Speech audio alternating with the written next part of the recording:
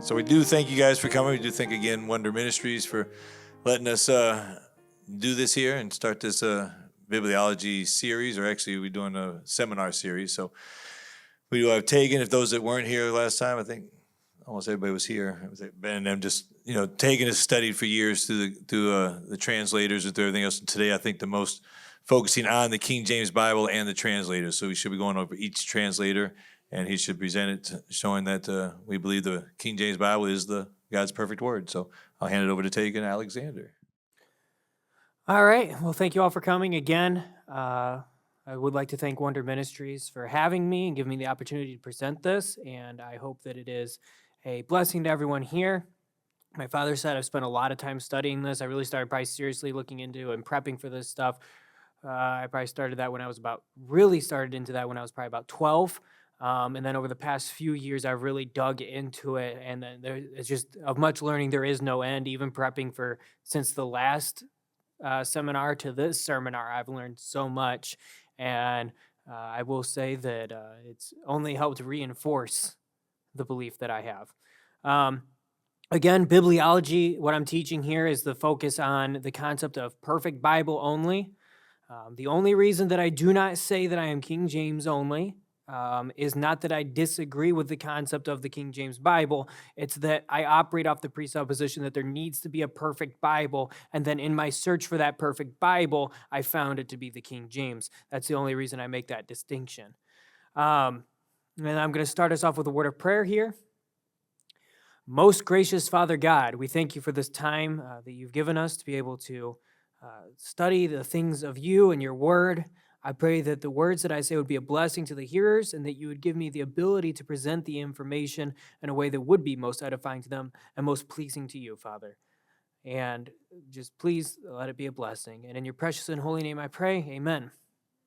All right, so Bibliology, the study of the perfect Bible. All right, so we got what I call the foundations of greatness.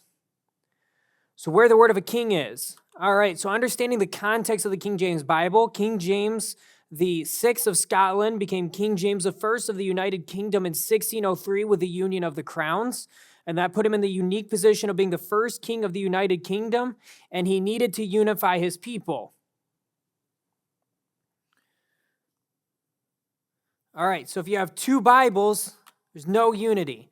So the Geneva Bible of 1560 was created under the supervision of Miles Coverdale and John Knox. We talked about this a little bit last time, and it was with input from Mr. John Calvin. It was loved by the populace for its many notes and guides. However, these notes were very biased towards the beliefs of the Reformed translators. So they would have had a highly Calvinistic leaning. After all, John Calvin himself was involved in the translation process. And it was also anti-monarchy. The notes, not only, they didn't provide like helpful cross-references or comments on the Hebrew or the Greek. They were telling people how verses should be interpreted. Whereas the Bishop's Bible in 1568 was commissioned by the Anglican Archbishop Matthew Parker as a revision of the Great Bible, which had a poor reception and was quickly replaced with the Geneva Bible. The Geneva Bible is very biased against the monarchy and the concept of bishops, which put it in opposition with the Anglican Church, hence the perceived need for the Bishop's Bible.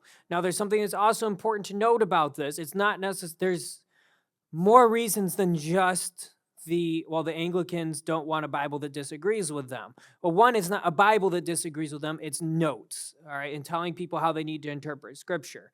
That's something you should be able to approach the Scriptures rather than the first time somebody's reading. If you hand the Geneva Bible to somebody and they're looking through it, they're already being told this is how you ought to read this, rather than being able to reach their own conclusions.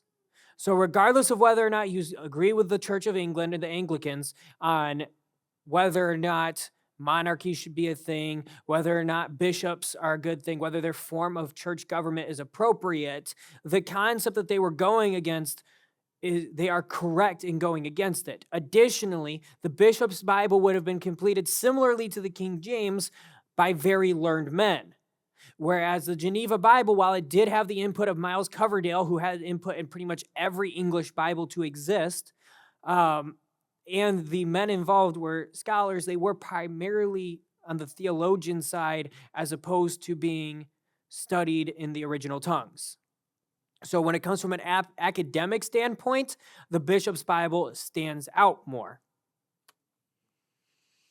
All right, Dr. Reynolds. So Dr. John Reynolds, King James wanted to unify his people, and at a meeting of scholars at Hampton Court, the Puritan John Reynolds proposed that they need one Bible to unify behind. So you have to understand how to give context on the state of England at the time. You have essentially the Church of England is really starting to unify across all of the United Kingdom now that King James is in power. And what is happening is that there are what we would call conformists. So they think that the current state of the Church of England is appropriate, and that's how it should be. Now, mind you, it's going to be called the Church of England because if you're running a church in England, it's called the Church of England. You're going to have very few instances where you're going to be able to have the freedom of religion that they even have in England today. So and there's going to be variations. Obviously, there's going to be variations of what's being taught in some, distant county over in, some sure. They're going to have their own teachings. It's not like it's this conformist. You do have the conformists who wanted to make more people conform to this, and they did teach certain things, but there's a lot of variations of beliefs. It's not the same as what you would see with the Church of England today, where there are people who are the reason that they're Church of England is they're all in agreement on what it means to be the Church of England.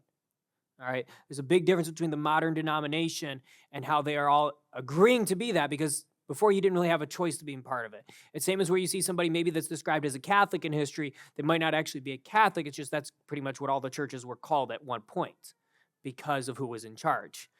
So now you have three groups. So you have basically your standard Anglican, who's pretty neutral, pretty chill. Then you've got the conformists, who want everybody to conform to the standards, the official standards of the Church of England. And you have Puritans. And the Puritans are the ones that they're essentially the Martin Luthers of the Church of England. They wanted to reform the Church of England. So now you're looking at, I would argue, a difference between a reformer or a Protestant, because they're no longer protesting or trying to reform the Catholic Church. They're trying to protest and reform the Church of England. Now, the Church of England is a reform movement because it does splinter off from the Catholic Church because they had a disagreement with the Catholic Church, and there was kind of this intent to go back once they sorted out those differences, but then they just decided, you know what, we're never sorting those differences out, and now we're going to be the Church of England and stay that way. Later on, you would have from that would come the separatists, who are a group of people who just wanted to leave the Church of England rather than attempt to fix the Church of England. And that from the separatists would later come the General Baptists, which are more in line with the fundamental Baptists that you see today, your average Baptists. And then from the General Baptist, a bunch of groups returned back to being more in line with the more reformed mindset that the Anglicans would have had. And those became known as the particular Baptists, which later evolved into the Reformed Baptists that you see today and the more Calvinistic, Reformed-leaning Baptist groups.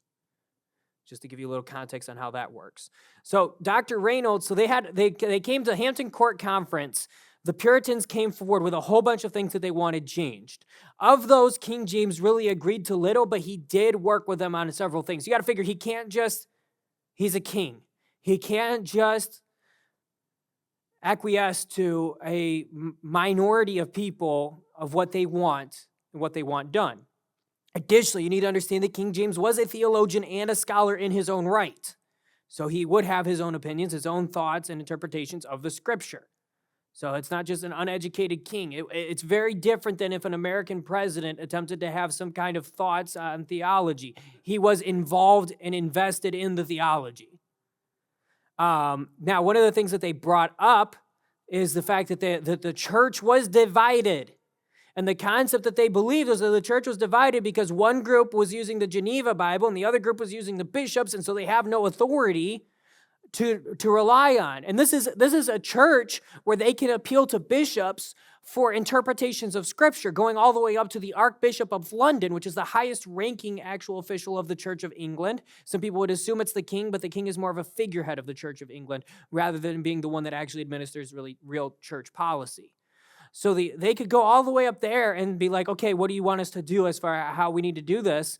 But when they're actually having debates and having decisions, they reference the scriptures. And they go, okay, well, all of our people, when they're trying to make their decisions about God, they're using, using Geneva, and, the learned men and the bishops, either through requirement or through their own will because of the nature of the bishops, are using the bishops. We're not unified. So even they understood the concept that if you have multiple versions of the Bible, you cannot have a unified church when it comes to doctrine.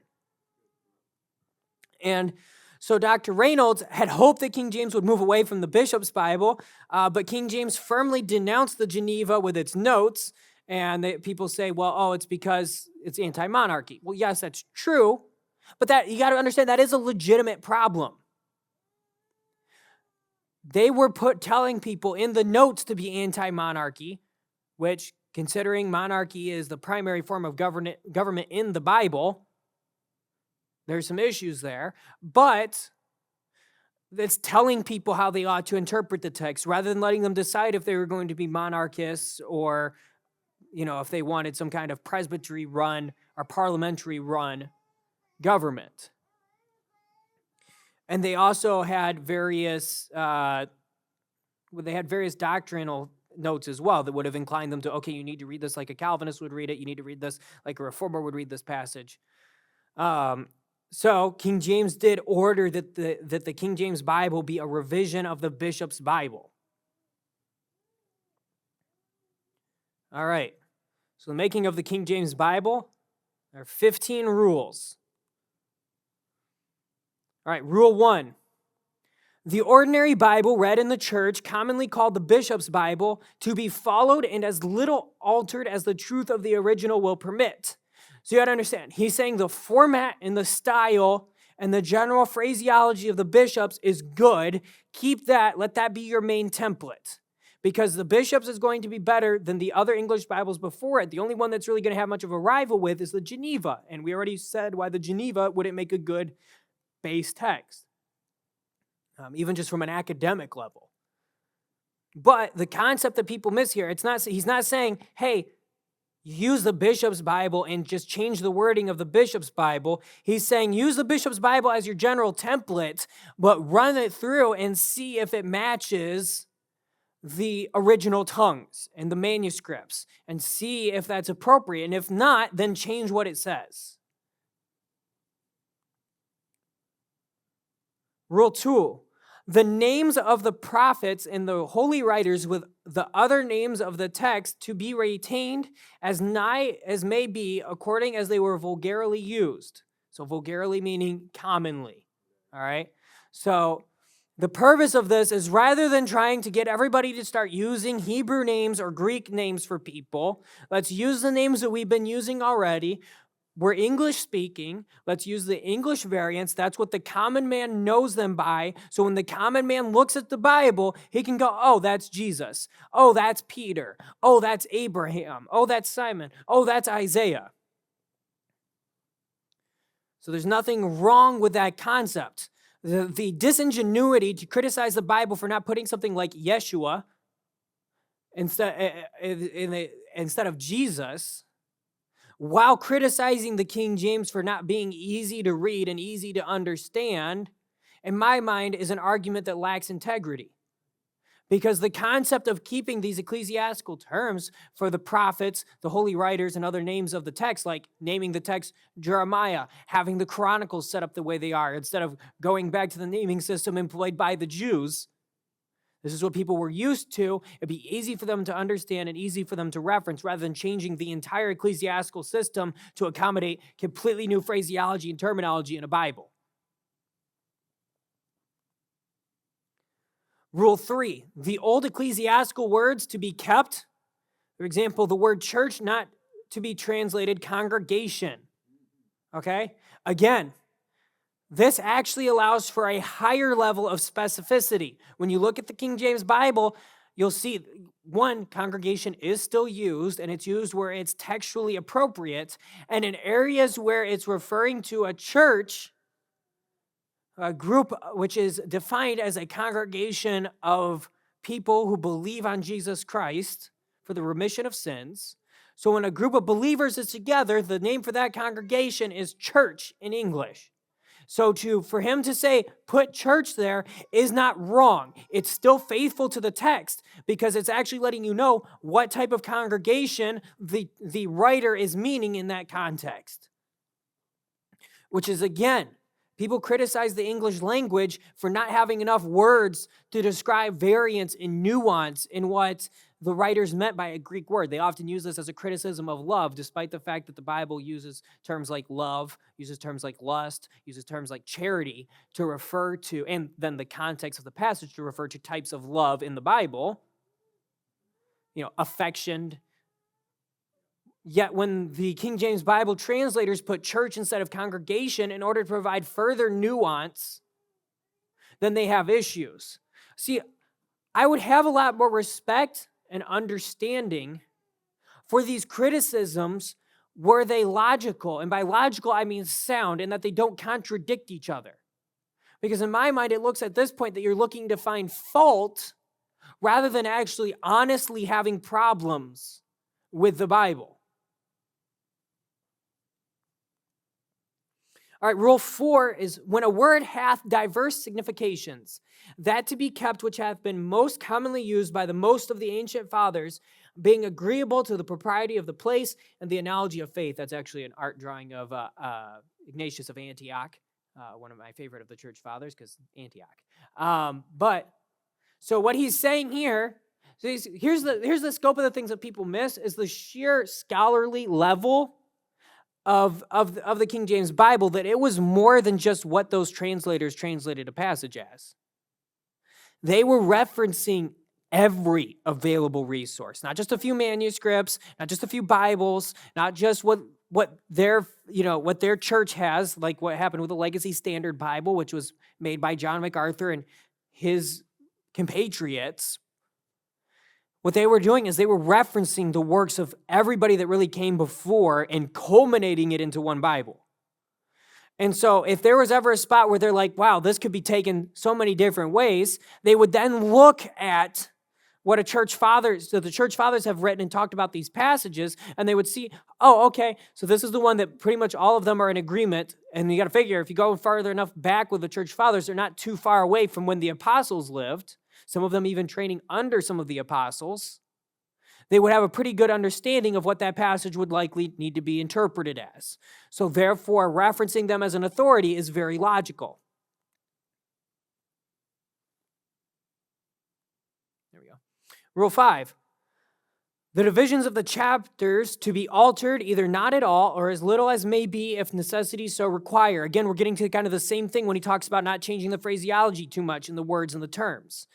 If people are used to finding certain passages at certain verses, that's very important for them to be able to maintain that, rather than everybody now having to re-educate themselves. If they go, okay, what's Psalm 119:11? It could be something completely different than what it's been in all the other versions, and now they're all lost, and they all have to become reacquainted with the Bible. But is there still the caveat that if the scriptures and the translation dictates that change must needs happen, then to go ahead and make that change. All right. So no marginal notes at all to be affixed. This is actually a shot from 1611 Bible here. No marginal notes at all to be affixed, but only for the explanation of the Hebrew or Greek words, which cannot without some circumlocution, wow, that one actually threw me off, so briefly and fitly be expressed in the text. All right? So essentially, what it's saying is, all right, so we feel that we need to put a note to help understand this Hebrew and Greek word here. We think it would help the passage. They're not saying this is how you should interpret Scripture. They're just saying we're going to provide a little bit more note on what this is, and rather than acting like the Amplified Bible and just putting all of the possible definitions in a verse and therefore making a Bible that's like this, they said, okay, we'll put a little footnote for that. And that's the only really reason you're supposed to use a footnote. All right. The other notes that they would make, again, another image here of the King James Bible, such quotations of places to be marginally set down as shall serve fit for reference of one scripture to another. So cross-references. All right, rule 8. every particular man of each company to take the same chapter or chapters, and having translated or amended them severally by himself where he think good, all to meet together, confer what they have done, and agree for their part what shall stand. So what this does is this allows them with their own private understanding, right? Okay, so first off, let me explain the difference of what it means when the scripture says no private interpretation. Private interpretation in the scripture refers to the concept like Joseph Smith taught when he started the Church of the Latter-day Saints, when he said that the angel Moroni appeared to him specifically and gave him a revelation of how the Bible ought to be interpreted. Okay? That passage in Peter is talking about, listen, none of this is something that was divinely given to just one person to understand. It's open to all. This does not mean that I can't look at the scripture and looking at that, have my own interpretation that's different from people around me. Okay? That's very different than me being like, this angel appeared to me and gave me a revelation that I will now disclose to you, that contrary to what that may say, I actually know the true meaning now. And only I would know that because I was the one given this special revelation. That's the difference. So now what this allows them to do is all of them are able to, without being necessarily biased by the other people around them, maybe, having conversations and arguments about what it should be before they can even get anywhere, they're able to go ahead and work on this, get it set up, write their chapter or portion of scripture, get it done, meet together and go, okay, now let's talk. How did we render this? And then once they do that, they pass it on to the next company.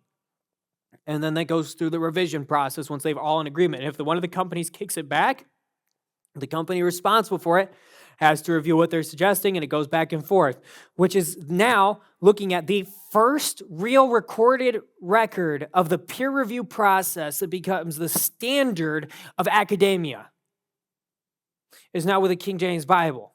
We have no record of this being the case with any of the other versions. And as a matter of fact, a lot of them were handled by one, maybe two, maybe three guys.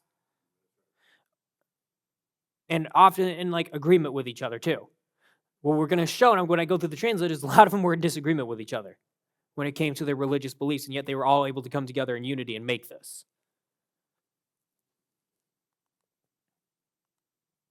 Make sure we see that, because I forgot to have that over for you guys. All right. So that's the Rule 8 there. Rule 9. As one company hath dispatched any one book in this manner, they shall send it to the rest. That's when I was also addressing there. Kind of got ahead of myself. But they shall send it to the rest to be considered of seriously and judiciously, for his majesty is very careful for this point. So King James really wanted them to make sure that, one, not only are you not able to just translate it on your own, you have to agree as a group, but to further reduce your bias, I want this spread out across the entire group. And that shows integrity. People criticize, well, he's the head of the Church of England. He's going to try to make it line with his beliefs. Nobody who wants to make something line up exactly with their beliefs uses the individuals they did and sets up a peer review process like this.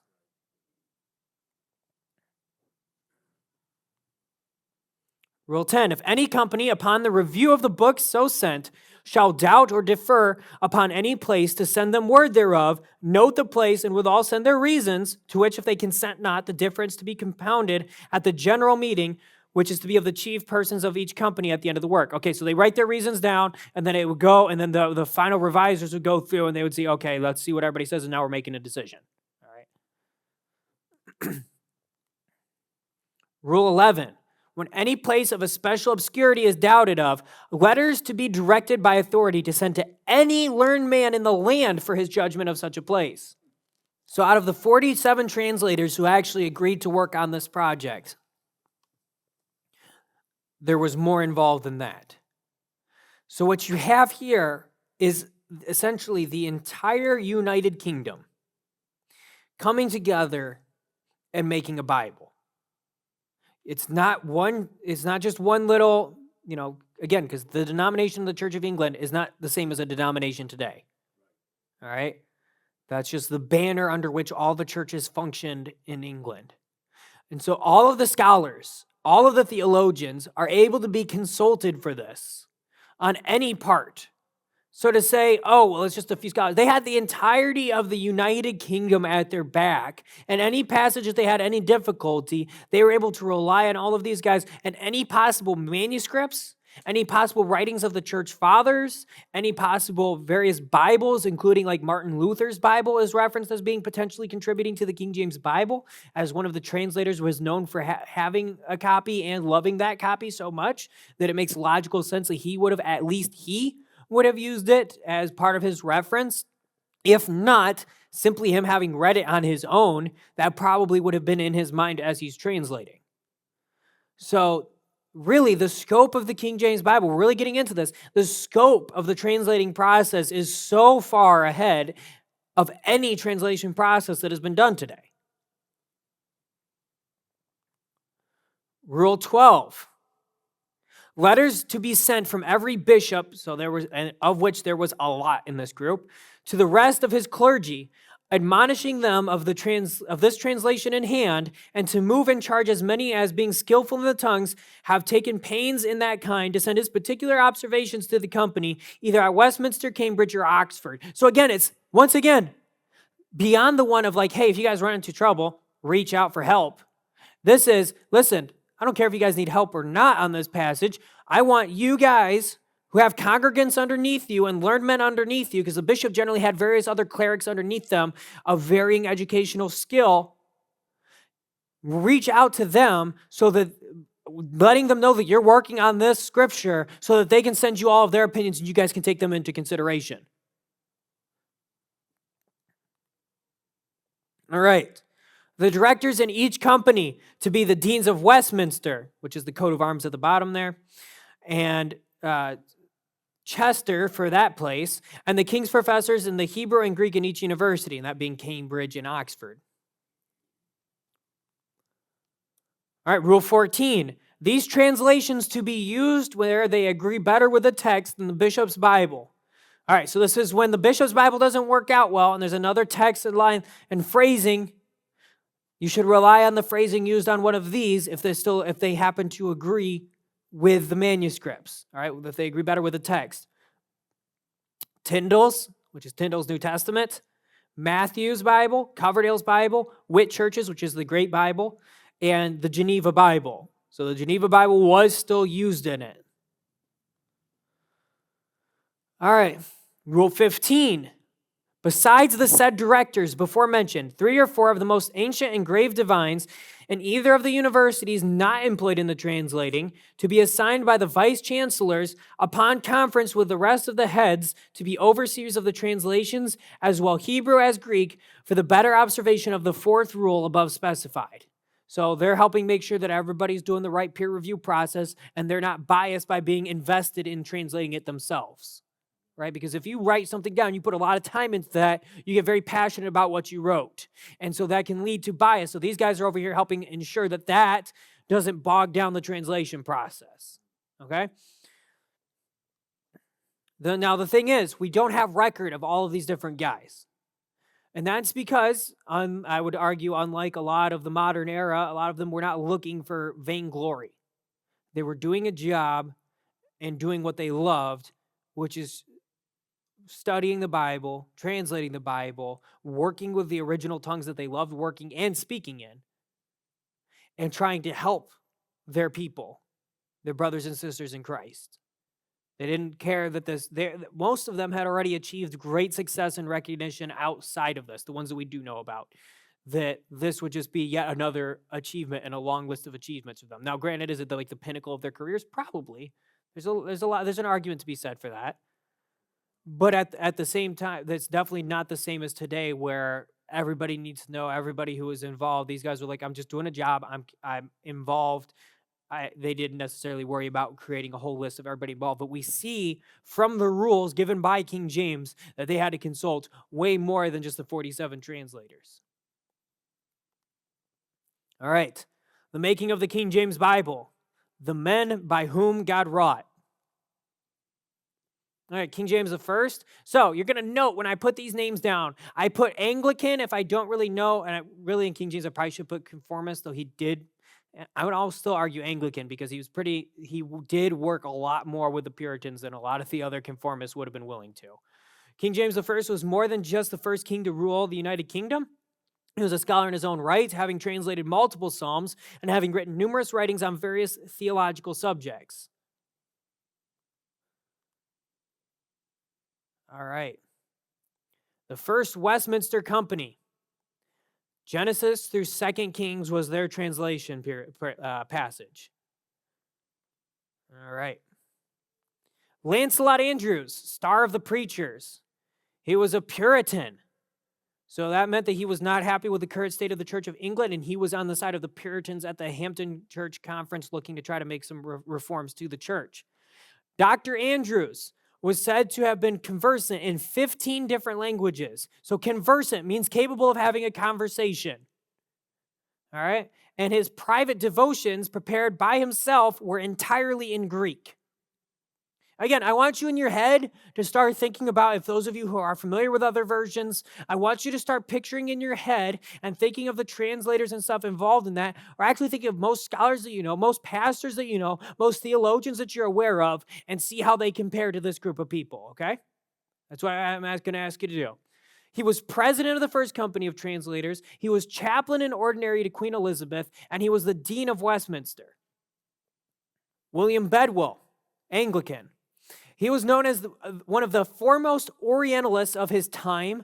William Bedwell was an expert in Arabic languages and their cultures, even translating the Quran into English and critiquing Muhammad. Dr. Bedwell was the first person to translate the Quran into English. And the reason he did so was so he could pick apart the beliefs of the Muslims by having it in his language, capable to be understood. And then he wrote this book that I have here on the side. That is a discovery of the manifold forgeries, falsehoods, and horrible impieties of the blasphemous seducer Muhammad, with a demonstration of the insufficiencies of his law contained in the cursed Al-Quran. All right, and he goes on his whole thing. Right, they did not make short titles back then. Their titles were like the credits after like a movie. That's how they did titles. But he wrote against Muhammad. His knowledge of their grammar and lexicography, so his understanding of like the maps, the regions, and all of that at the time was widely regarded at the time. And he was also very intelligent in mathematics, and he is the inventor of the modern ruler that you use today.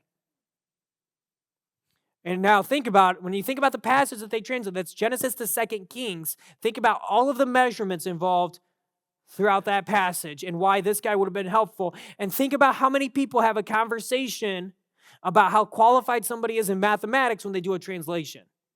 And now think about how that would have been actually considered in the King James. Francis Burleigh, not much is known of Mr. Burleigh, save for him serving as vicar of Bishop Stortford. Richard Clark. While not much is known of Mr. Clark, he was part of the first committee of translators. He was a fellow of Christ Church, so each of the universities has smaller colleges that are a part of it. He was a fellow of Christ Church, Cambridge. He was the vicar of Minster and Moncton and Thanet. He was one of 6 preachers of the Cathedral Church in Canterbury. All right, and just think about this. The fact that they're being chosen for this and working along somebody like Lancelot Andrewes automatically means that they have high levels of academia. We're going to see that when you start comparing them to some of the people we know more about.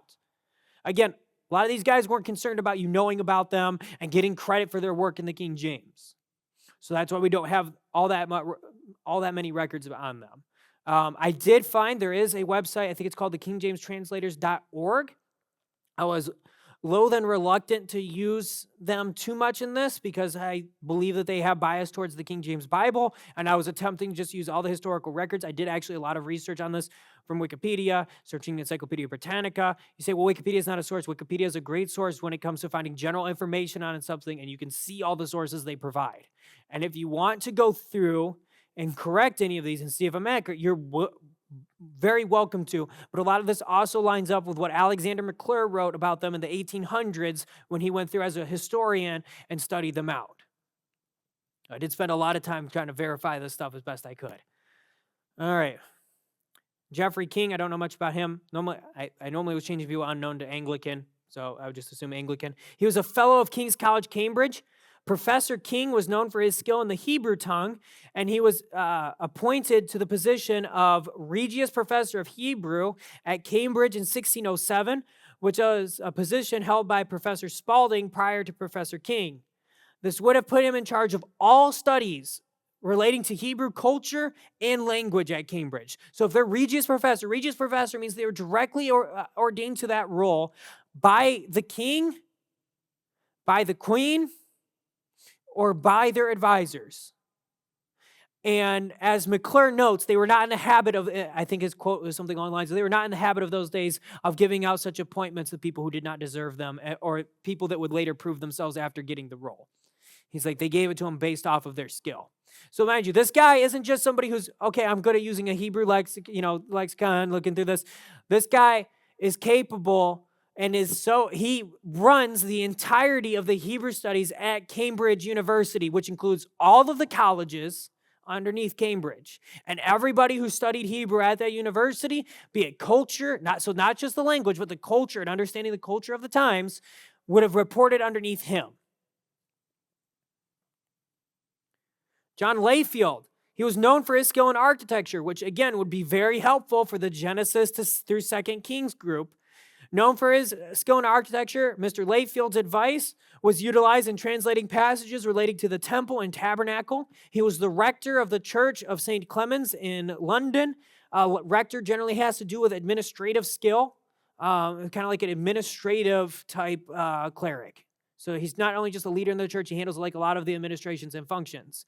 And he was a fellow of Trinity College of Cambridge.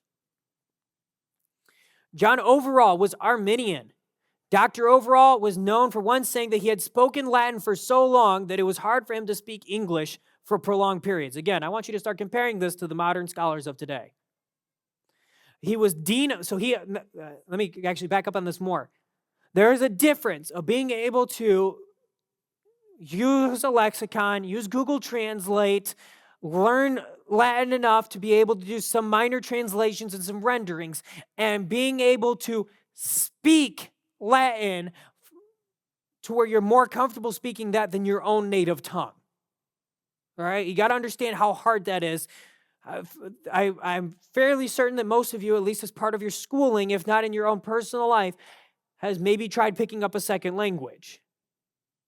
How hard is it for you to get more comfortable in that second language than it is in your own mother tongue? All right, and on the same committee, we have Hadrian Savaria, who was a Calvinist. Dr. Savaria, a very influential man in the founding of the Anglican denomination, he was interestingly born to a Spanish father and a Belgian mother. He was sent by Queen Elizabeth's council as a missionary to Guernsey and Jersey. Those were rural Channel Islands, so islands that were between England and France. He received his doctorate of divinity at Oxford, and he did different writings there. All right, Richard Thompson, called Dutch Thompson, the Arminian. A Dutch-born Englishman, Professor Thompson was known as the grand propagator of Arminianism by Presbyterians. And now here's the thing to be mindful of as somebody who is not Calvinist. Calvinists, which the Presbyterians were, and Anglicans who aligned with that type of Calvinism as well, generally cannot understand any nuance outside of their own belief system. All right, and I'm not saying this to be disrespectful. The amount of people who assume just because I disagree with Calvinism that I'm Arminian is far more than people that go, oh, I know all these different other terms for people who aren't Calvinist. So the fact that he's Arminian, he could very well have taught Arminian theology, or it could have just been that he disagreed with Calvinism and therefore was named that. Now, there were allegations of intemperance and drunkenness, but those appear to be libel from Presbyterian sources because the people that made those allegations were Calvinists. The one that was most known for it was a guy who was so known for one of the judges of the land branded after multiple infractions. He was branded on both cheeks with the initials SL on both of his cheeks to stand for seditious libeler. And that was one of the guys that tried to say that this guy was a drunk. So I'm going to say that those allegations are inaccurate and biased. It's the same thing. I did stand up for, I want to say his Origin was the one that was under suspect or for potentially castrating himself, right? I stood up for him by saying that looks like it was propaganda put together by people who didn't like him. It's possible, but it looks like propaganda. So sure, is this possible? Yeah, Christians do sin. Is it likely given the source? No, right? He is known for translating the Latin works of Marcus Aurelius Martialis. He is known to be an excellent villager, and he's said to be better known in Italy, France, and Germany than at home. 1 second here. All right, so a villager is the study of language in oral and written historical sources. All right, so his ability to study both the written and the pronunciation of the language itself. So beyond just, he was more of what we kind of call more of on like the linguist side today, but he really was encompassing both sides of understanding the oral pronunciations and the linguistic side of it, which is very important considering a lot of the Hebrew Bible was actually preserved through oral translation. And a lot of the marks of the Masoretes, we'll get into that later, went into that, and then being able to make sure that the Bible had good flow and maintain good pronunciation. It's important to have people that are trained in that type of stuff. He's actually said to be better known in Italy, France, and Germany than at home in England. So he was a pretty well-known scholar. Robert Tigg, that could actually be Robert Tay. It's wrongly recorded as lay in the list of translators. I believe that in England, they pronounce that, unlike in America, I believe they pronounce that Lee, so it's probably Robert T. Was renowned for his extreme skill as a textuary and as an exemplary linguist. He was the Archbishop of Middlesex and the Vicar of the Church of All Hallows, Barking, London. There's a photo there. All right, the first Cambridge company, which would have gone from First Chronicles through Song of Solomon. All right, starting off with Edward Lively. So we always start with the person who's essentially like the leader of the group. So Edward Lively, he refers to himself, McClure refers to him as being regarded as one of the best linguists in the world. Again, that's the Translators Revive. That's going to be on page 103 of the edition that I have. His death in May 1605, so basically about 1 year after the King James Bible really got into action, considerably delayed the work on the King James Bible. And he was Cambridge's Regius Professor before being replaced by Mr. Spalding. And that would have been Regius Professor of Hebrew. That's what Mr. Spalding was. He wrote Latin expositions on the minor prophets. So rather than doing like a Matthew Henry, this is nothing against Matthew Henry, I'm just giving a contrast, an example here.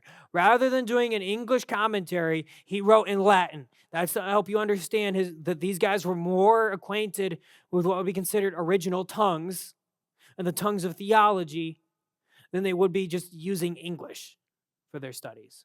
And he is actually known for writing a chronology of the Persian kings, which would be, of course, helpful given the some of the passages he'd be involved in, right?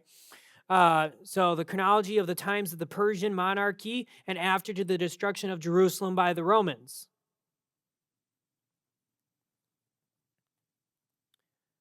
All right. Unlike his prominent brother Lancelot, who was the leader of the previous committee, we do not have much information on his brother Roger Andrews. But McClure does refer to him as a famous linguist, and he was the master of Jesus College at Cambridge, and he was the prebendary of Chichester and Southwell. If I recall correctly, prebendary is basically like a senior level priest in the Anglican Church, and priest for them is still slightly different than what it is in the Catholic Church. Andrew Bing was a conformist, so he was definitely the type of, no, the Church of England is right, you guys need to get in line with it. All right? Now, mind you, he's working with people who aren't of that mindset, which to say that somebody who's very dogmatic, that you guys essentially need to be made to conform, is working with people who go, hey, we don't want to conform, speaks a lot to the power of the King James Bible. And in my mind, the power of God working in this, that this even happens. Andrew Bing was a young prodigy who began work as a translator before he had become 30 years of age.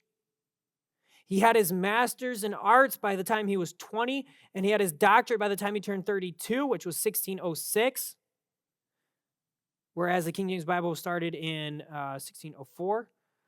He was Regius Professor of Hebrew at Cambridge, following Mr. King, who was, again, one of the translators of the King James Bible. So that's multiple professors of Hebrew here, Regius professors, I should say, which, again, is the highest level at that university. All right, Lawrence Chatterton was a Puritan. So we went from conformist, now we're a Puritan, right? So that's on the exact same committee. He's the son of a Catholic who disinherited him for converting. Mr. Chatterton was both a Puritan and a Calvinist. He was said to be a beloved and long-winded preacher. He was the first master of Emmanuel College, Cambridge. He died at the age of 104 and is stated as being in full possession of mind and body to his death at 104 years old. Rumored to have saved the life of Mr. Bancroft, who was one of the final revisers of the King James Bible and one of the highest level clerics of the Anglican Church, by delivering him from a fatal blow during a brawl Mr. Bancroft had gotten himself into. Now, this is when they were both young and students, okay? So it'd be like, oh, they're brawlers. Okay, he was young. We don't know why the brawl happened. We don't know if he instigated it. Some say Bancroft had a certain way with aggressive words that can potentially make somebody want to smite him. But again, we weren't there. These are people kind of doing conjecture based off of things we know about Mr. Bancroft. But by the time Mr. Bancroft was here, he's obviously of good enough report that he is the highest level cleric in the land. All right, you don't get to that by being somebody who's just going around beating up people up. All right, this is something that happened when they were students. And obviously he wasn't very good at brawling considering he was about to get killed. All right, Francis Dillingham, the Great Grecian. While most renowned for his knowledge of Greek, Mr. Dillingham is said to be of a great Hebraist as well. Hebraist being, think about it, that studier of Hebrew and being able to work in that language. Mr. Dillingham is known for his defense of William Camden's pronunciation of Greek against a Mr. Alabaster's support for the Erasmian, and that being Decidius Erasmus of the Textus Receptus pronunciation system. So Mr. Dillingham preferred William Camden's pronunciation, which I believe has become the more commonplace one. So essentially, Camden's, and this is why Mr. Dillingham argued for it, it was basically, okay, which should we as English speakers be using to pronounce Greek? And Dillingham said that Camden's was closest to what we English speakers would be able to work with, and it was best suited for us. And they had that debate entirely in the Greek language, all right?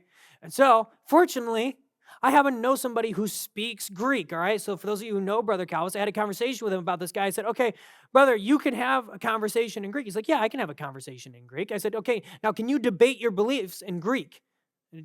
Brother Calvis was raised, right? Brother Calvis is of Greek descent, can speak Greek, has visited Greece, and he can't debate his ideas in Greek. The people to be able to speak, now think of how many scholars you know that can actually have conversations, just like a conversation like Brother Calvis can, in Greek. And those that make that, now you have Brother Calvis who can do that, and he can't, and if he can't, who can have a conversation in it, can't really have a strong, solid debate in that language, despite being raised around that language. Think of now the level of Greek understanding that Mr. Dillingham has here. And the scholars at the time that were able to engage in things like this debate. Pictured there is that grammar of the Greek language that he was debating in favor of. He also wrote multiple books on Christian living. All right, John Richardson, who was called the fat-bellied Arminian. As you can tell, people who disagreed with people who weren't Calvinist tend to be less than savory in how they refer to people who aren't Calvinists. It's apparently nothing new. He is appointed Regius Professor of Divinity, so that means he's the head of theological studies rather than the languages, at Cambridge in 1606. So that's 2 years after the King James Bible started, but the King James Bible was still being translated at the time. John Richardson was not afraid to debate beliefs, even in opposition to King James himself, once partaking in debate against Mr. Davenant on the subject of the excommunication of kings. Dr. Richardson said that a king should be able to be excommunicated by the church if the king gets out of line, and he cited Church Father Ambrose. And King James, after seeing, so for context, Mr. Davenant was soundly beating all of the guys that were in favor of kings being excommunicated at this point. Then Dr. Richardson gets up there and stumps the guy. And King James interjects in Latin, mind you, that verily this is a great piece of insolence on the part of Ambrose. And Richardson kind of replied, it can be interpreted a couple ways. I used to reply thinking that he was being snarky with the king. I kind of retract that previous thought. What he said is, basically said along the lines of, good job, king. This is taking our arguments instead of trying to untie them. This is a movement of Alexander himself, Alexander the Great. You've cut the knot of our arguments rather than trying to unravel them. Now, it's actually somewhat a valid point, because rather than going, okay, is Ambrose doctrinally right? He just says Ambrose is being insolent and just therefore bypasses the argument. Now, whether or not you think that's valid or not is another thing, but Richardson actually compared him to Alexander the Great. For those of you who are familiar with the story of the Gregorian knot, it was a knot that was impossible to be untied, allegedly, according to the mythos. And rather than, and they said, oh, if you can untie this, you'll rule this land or whatever. I don't know if they even, I think they just said separate this or whatever. And Alexander the Great, coming up with a loophole, just went and cut it. And they're like, well, all right, I guess he wins. We didn't think of that. So that's what he was being compared to there. So I kind of see it as a compliment, though some would argue that, he was kind of rebuking the king. I kind of see it as more of a, well, yeah, I guess, sure. That just completely throws out the entire argument. Then we're not going to have that argument because you just said he's insolent. So yeah, I guess that cuts right to the point. He was also known as a skilled Hebraist.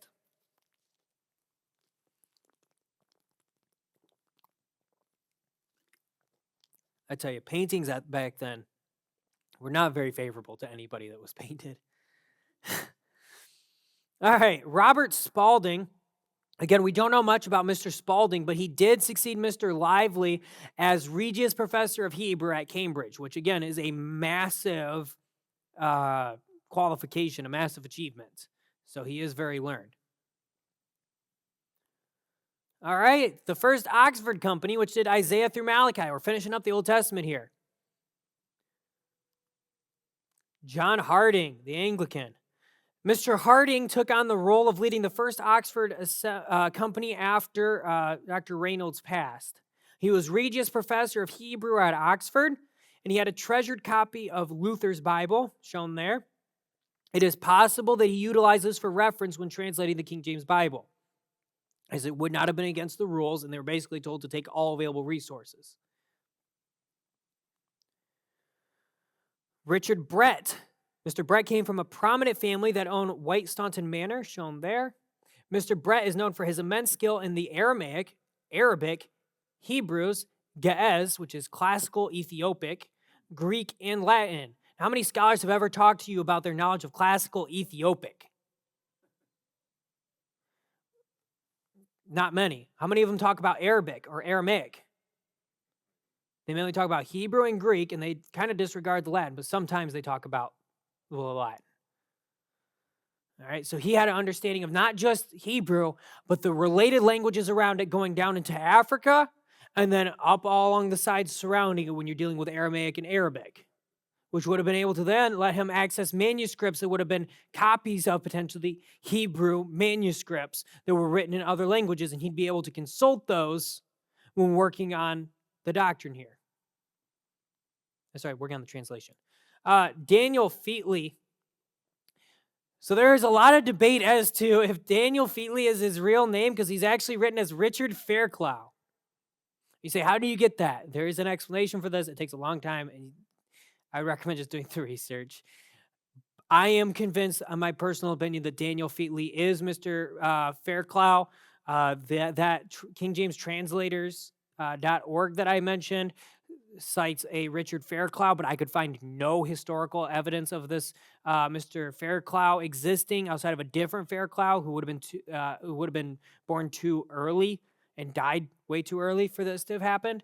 So I couldn't find anything to back them. So as much as I wanted to be like, okay, cool, but I could find a lot of scholars saying that Daniel Featley was him. So that's the one I went with. Let every man be fully persuaded in his own mind. He's not much is known about Dr. Featley, though. So Featley would be a modification of Fairclough. So what we really don't know is how the Daniel and Richard thing happened. Some dispute if Mr. Fairclough was Mr. Featley, but there are many contradictory notes about him. McClure says he was a non-radical Puritan, but many writings from Dr. Featley are staunchly conformist. So both theories revolve around descriptions of two theorized men who were both scholars and well-versed in scriptures. So whoever it was, they knew the scriptures, and they were both scholars. And Dr. Featley is said to have preached Dr. Reynolds' funeral. Thomas Holland, nicknamed an Apollo of the Scriptures. He was a Calvinist. Dr. Holland started his degree at 20 years old and had his bachelor's in arts from Oxford by the time he was 21, firmly establishing himself as a prodigy. By the time he was 40, he was appointed Regius Professor of Divinity at Oxford, so head of all studies related to the divine subjects at Oxford.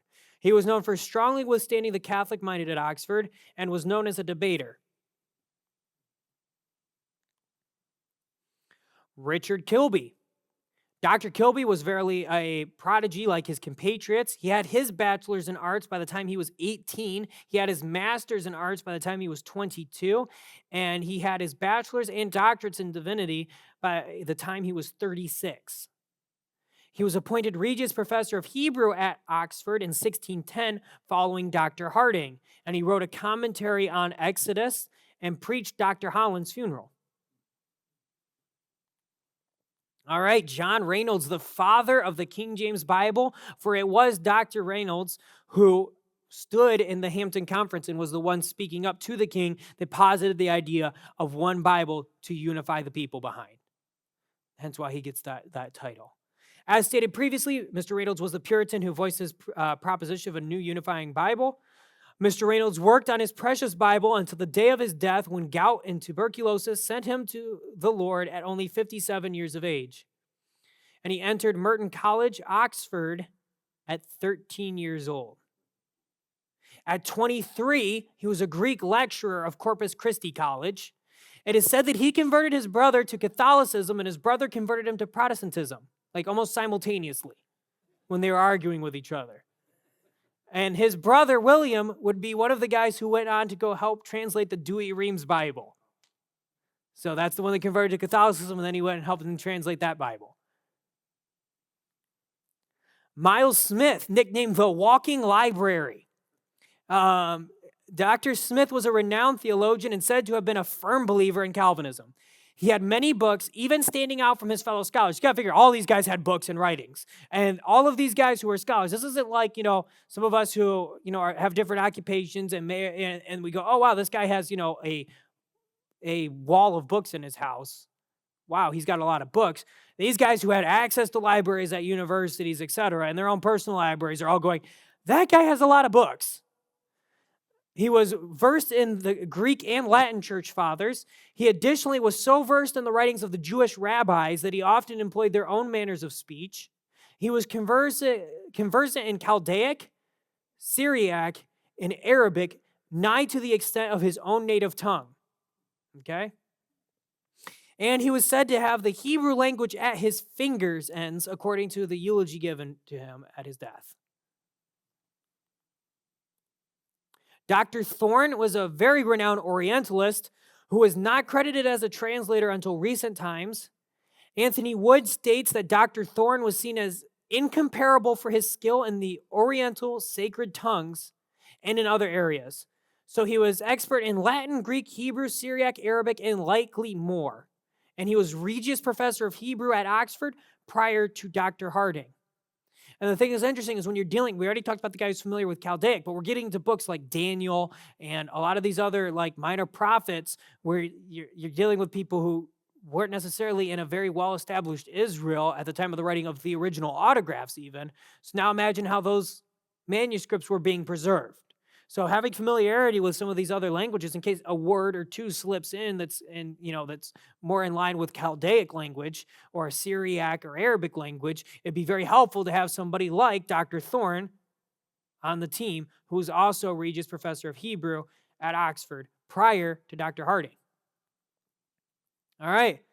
The second Cambridge company, which translated the Apocrypha. All right, so before we start talking about this, we're going to talk about the Apocrypha in the Bible. And you go, well, why did the translators believe that the Apocrypha was the word of God because they put it in there? They thought it was worthy enough of being able to be referenced. But unlike the Catholic Bibles that intersperse it throughout the Bible and treat it as authoritative, they put it off as its own separate book passage in the middle of the King James Bible, separate from either testaments. And then later revisions and additions would eventually take that out. But they did still translate it. However, in how they treated it, they show that they do not regard it on the same level as the Old and New Testaments. John Dupour. Not much is known about Dr. Dupour, save that he was esteemed enough to be appointed the leader of the Second Cambridge Company. And once you see the qualifications of the other guys, if he's going to be the leader, he's got to have some credentials to match some of these other guys. Especially because all of the leaders were part of a revision team that came to go over if any of the other committees disagreed with how a committee rendered a passage, they were the ones to help revise that. Dr. Boyes is said to have been another prodigy assigned to translate the King James Bible. He was said to have learned to read Hebrew and Greek at a young age. Sources identify that by 5 he could read the Hebrew Bible and that he could write in Hebrew quite well by age 6, and there are some that posit that's when he was able to start being able to read Greek. Anybody want to nominate a modern scholar that can compete with Dr. Boy here? I think not. He obtained his doctorate at 29 years of age, and he was Greek lecturer at Cambridge. All right, Mr. Braithwaite, we don't know much about him, save that he was said to be very skilled in both Hebrew and Greek, and he was vice chancellor at Cambridge, which is a very high level. That's so when I talk about the Regius professors being the highest level of that study, vice chancellor, if I understand when I did research on vice chancellor, it is actually the highest level administratively at the entire university. And now, mind you, the guy that we don't know much about, who I said was the leader of the committee, was leader over that guy, which I think speaks well to his qualifications. All right, make sure I'm on the right.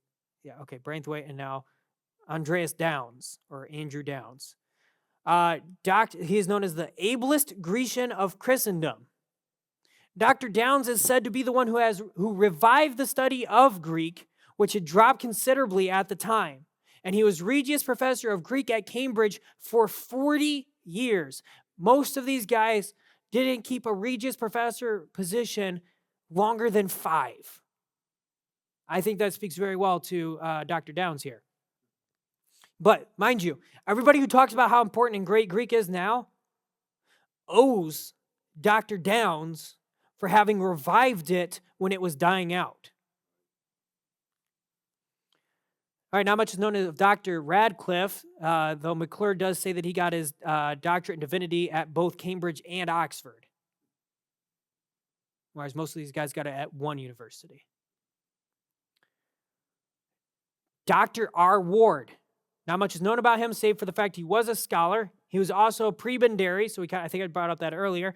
He's a senior parish priest under Dr. Lancelot Andrews, who is Bishop of Chichester Cathedral. Thus, Dr. Andrews would have likely known of his merit. All right, this Dr. Ward, so there was 2 Dr. Wards on that committee. So Dr. Samuel Ward was a Calvinist who was a most distinguished scholar. He was elected to represent the Church of England along with other delegates at the Synod of Dort. And he said he is credited as being the most learned member of that synod.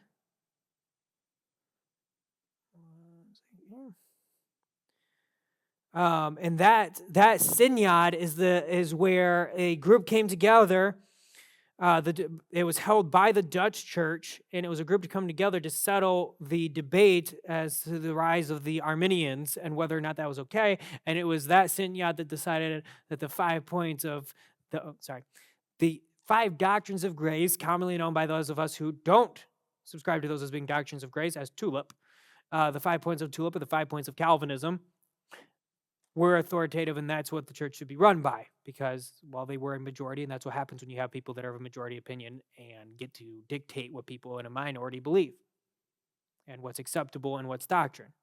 Is they said, okay, now all of you that believe in Arminianism or anything that's actually, I don't even say that, any of you who do not adhere to the 5 doctrines of grace, you guys aren't following true Christianity. He was bestowed the honor of being appointed to the role of Lady Margaret's Professor of Divinity at Cambridge, which is kind of like a special role, but it's very similar to the Regius Professor thing.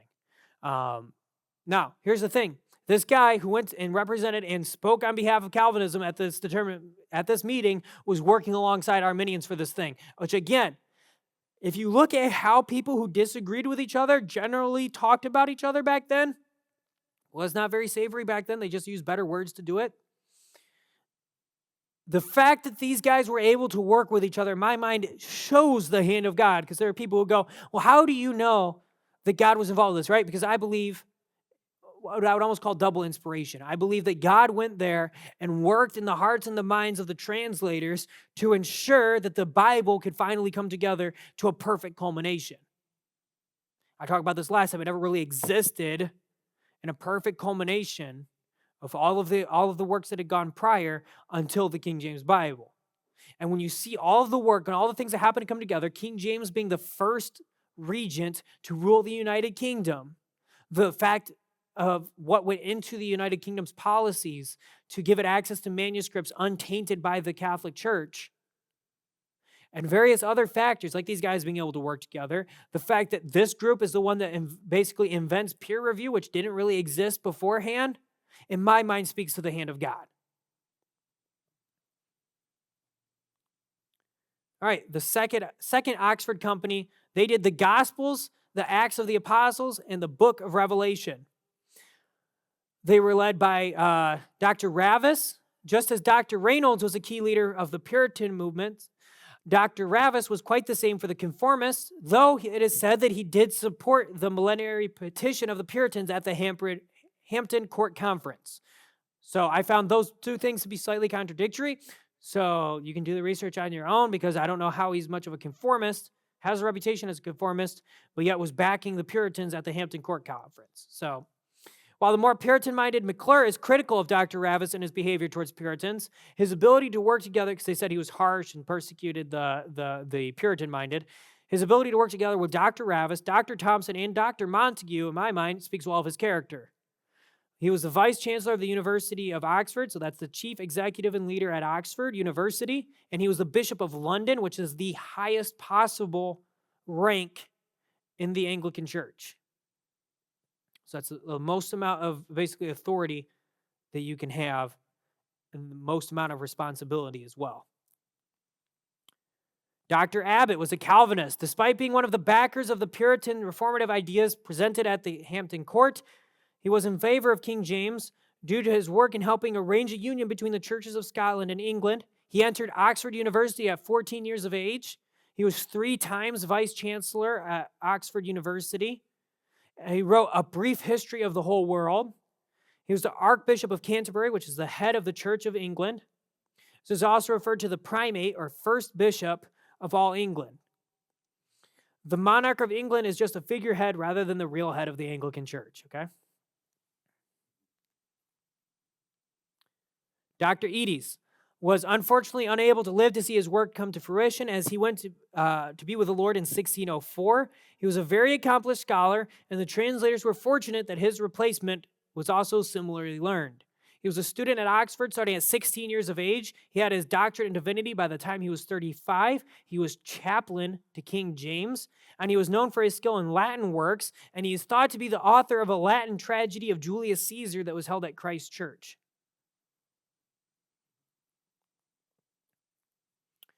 No, that is not John. There's a reason that Elizabeth is there. So John Aglionby Other than a reputation for being very learned as a linguist and theologian, we do not know much about Dr. Aglionby. However, we do know that he both served as Elizabeth I and King James's chaplain. He entered Oxford at 16 years of age and had his doctorate in divinity by the time he was 34. Dr. Harmer received his bachelor's in divinity and doctorate in divinity for his work on the Bible, actually. However, he had already obtained his bachelor's of arts and master's of arts at 22 and 27, respectively. Queen Elizabeth I, recognizing his skill, had him appointed to the role of Regius Professor of Greek at Oxford from 1585 to 1590. He is responsible for the first Greek text to be printed at Oxford, which was 6 of John Chrysostom's sermons, one of the church fathers, and he was Winchester's headmaster twice, and the second time he served until his passing. All right, Leonard Hutton. Dr. Hutton started at Oxford at 17 years and obtained his doctorate in divinity by the time he was 43. He was also the author of a play that was based on Andrea Guarna's 1512 work, Bellum Grammatale. Dr. Hutton was known as an excellent Grecian and is said to have possibly been the one to replace Dr. Ravens, who, for reasons unknown, did not act under the king's commission. He opted out, even though he was one of the ones elected to it. He resisted his election. That's a photo there of that Bellum Grammaticale. And he made a play out of that. Dr. Perrin joined St. John's College of Oxford University at 17 years of age and possessed his doctorate in divinity by 38. And he was the Regius Professor of Greek at Oxford for 18 years. And he took a break to focus on translating the Bible during that time. He was succeeded by Sir Cuff, who was preceded by Dr. Harmar. Henry Saville, he actually gets 2 slides. All right, Sir Henry Saville was an immensely intelligent individual, had obtained a reputation as a Greek scholar and mathematician before he was even 26 years of age by giving lectures on Ptolemy's Almagest, which was a mathematical book on geocentric astronomy. For those of you who do not know what geocentric means, that is the concept that generally some would even posit the universe, but at least the sun and the system is not a solar system, but a geosystem in which everything rotates around the earth. This is in literal agreement with an interpretation of the King James Bible's rendering of Joshua 10:13, where it said that the sun stood still and the moon was stayed. This is also in accord with the miracle when God outlined in the scriptures and said that he moved back the sun. And you can see that in the sundial of Ahaz for that sign that he did for Hezekiah when he said that he was going to let Hezekiah recover from his illness. Additionally, the King James Bible uses imagery when it says the Son of Righteousness ariseth with healing in his wings to refer to Jesus Christ, which is an imagery of Jesus Christ's resurrection, using the sun's own rising, which the scriptures dictate. If you believe the scriptures literally at prima facie value, the scriptures dictate that geocentric belief system.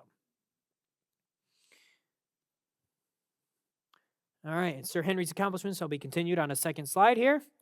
All right, part 2.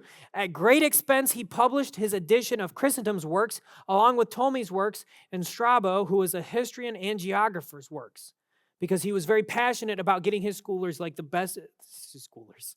His scholars that were under him, that he was training, he was very dedicated to getting them the best possible materials to his own expense. Now, I tried figuring out what the several thousand pounds cost that it took for him just to do Chrysostom's work equated to today, and I couldn't. The lowest I saw was over $1 million, but I don't know if that's very accurate. He was also knighted the same year that he joined the work on the King James Bible, and he was the one who founded the chairs in astronomy and geometry at Oxford. That's to speak of Sir Saville's work and his intelligence. And those chairs did not exist. There wasn't like he put in a bonus chairs. Those studies and people putting that there did not exist until he made those positions at Oxford.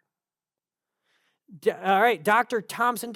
Giles Thompson Like his fellow translators, Dr. Ravis and Dr. Miles Smith served for a period as the Bishop of Gloucester, one of the more prominent bishoprics. And he enrolled at Oxford at 18 years of age, and he was one of Queen Elizabeth's chaplains.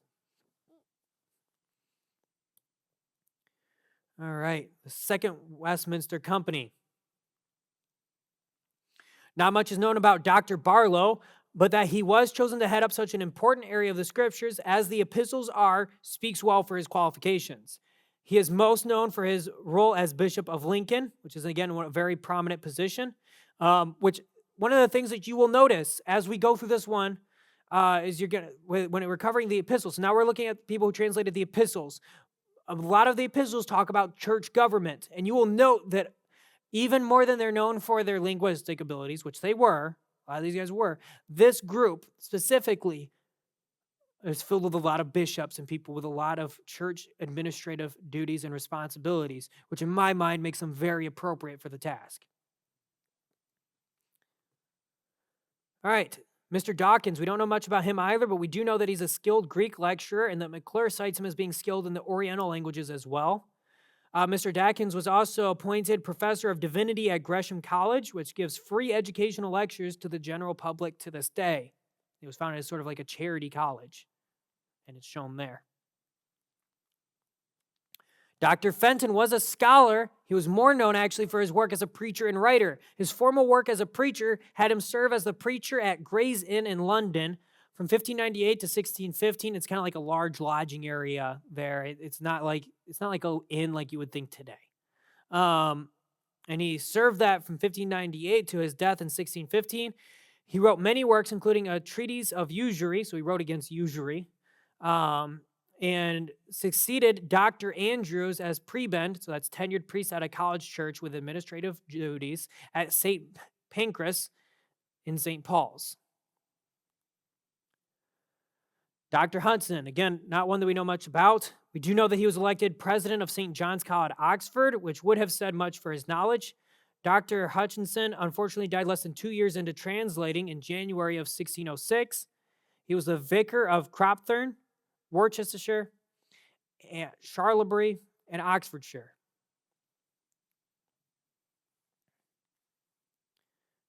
Arthur Lake.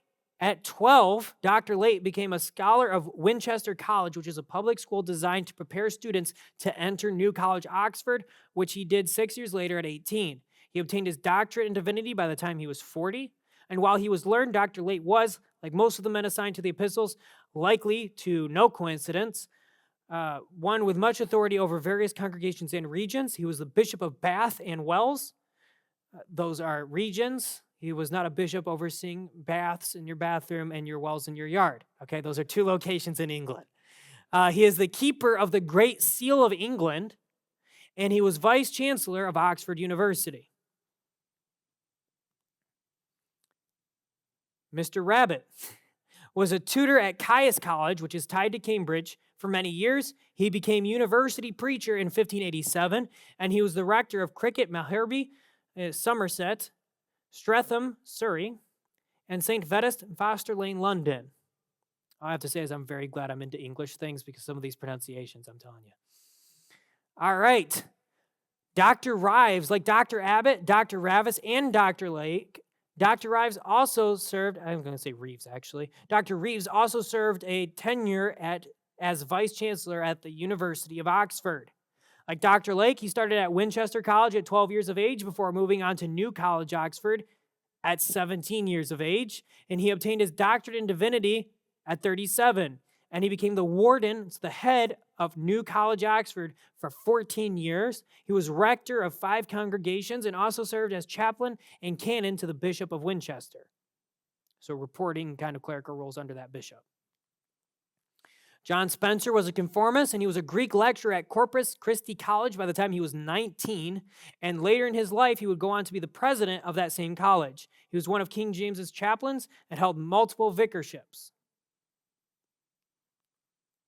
All right, the assistants. All right, this is from Mr. McClure here in his book, The Translators Revived.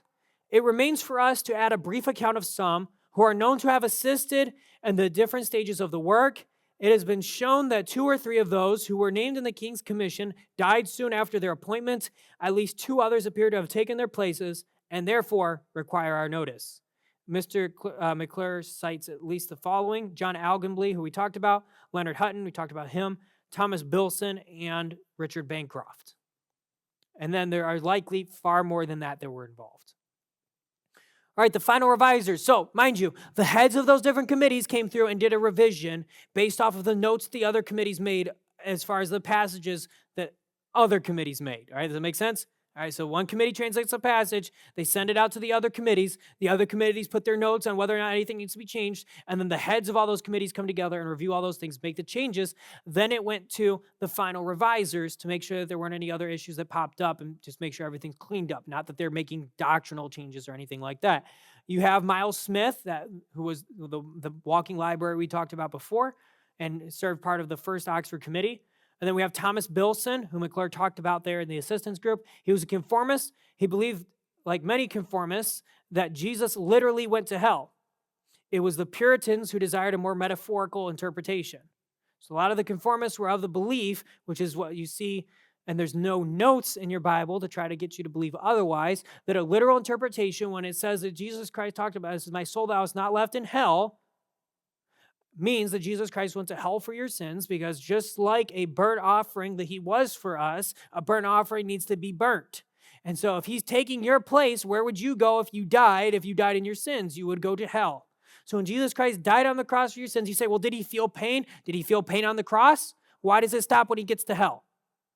But if you don't want to believe he felt pain, fine. But he did go there, and that's where he got the keys of death and hell. We don't know how long he was in hell as opposed to when he went over to paradise. But a literal interpretation of the scriptures would dictate that. And that's what Dr. Bilson here believes. And he was also Bishop of Worcester and Bishop of Winchester. Richard Bancroft. Dr. Bancroft was the overseer of the whole project. He was a scholar of Christ College, Cambridge at 19. And he had his doctorate in divinity from Cambridge at 41. He was Archbishop of Canterbury, and he was very zealously conformist. All right, the making of the King James Bible. I got to hurry us along here. All right. The Masoretic Hebrew. That was the culmination of the works of many devoted scribes who had gone before. The Tiberian Masoretes saw themselves as the custodian of the scriptures and wanted to establish a standardized and universally accepted Hebrew Bible text. And they developed a system of notation known as the Masorah. All right, so here's what you need to understand. This is really perks of having a friend who is Orthodox Jew. I mean, I wish she would convert, but she is still a wealth of knowledge. You understand, for the Jews, the oral Bible was almost more authoritative than them having a written Bible for the longest time. So one, that's why you're not going to see all that many manuscripts. A lot of it is oral translation work. So they keep passing that on. But what was happening is if you pronounce some things differently, a passage can have a different meaning. And there was also a lot of different manuscripts. It was what would be called the pre-Masoretic text, of which we really have no records. Between the pre-Masoretic text and the Masoretic Hebrew that the King James used, the Dead Sea Scrolls came to exist. The King James Bible did not use the Dead Sea Scrolls as they were not discovered at the time of the King James Bible. However, the Dead Sea Scrolls were created by a renegade group of Jews called the Essenes, who were not part of the Orthodoxy, who were not authorized to be making translation work, and is, again, one groupthink. It's not like it's all the Jews coming together and all saying, hey, this is approved, like they do the Masoretic Hebrew. This is a side group. Now, interestingly enough, the Dead Sea Scrolls, from my understanding, in the majority of places, and you're welcome, again, all of this stuff, fact check me on. I want you to have this belief as your own stuff anyway, but I'm presenting you why I believe the King James Bible is the perfect Bible.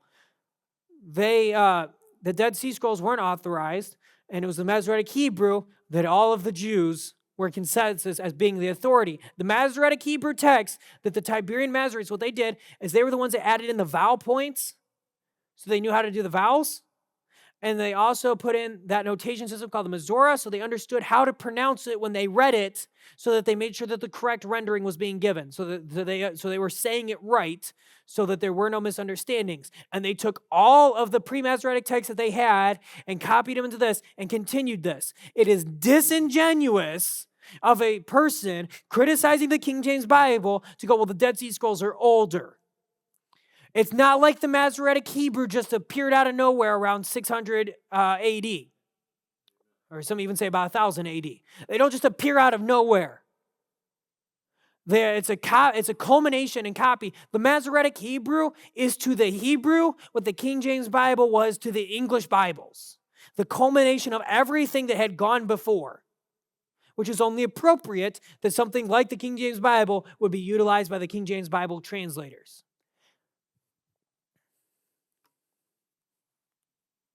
All right, the Textus Receptus. All right.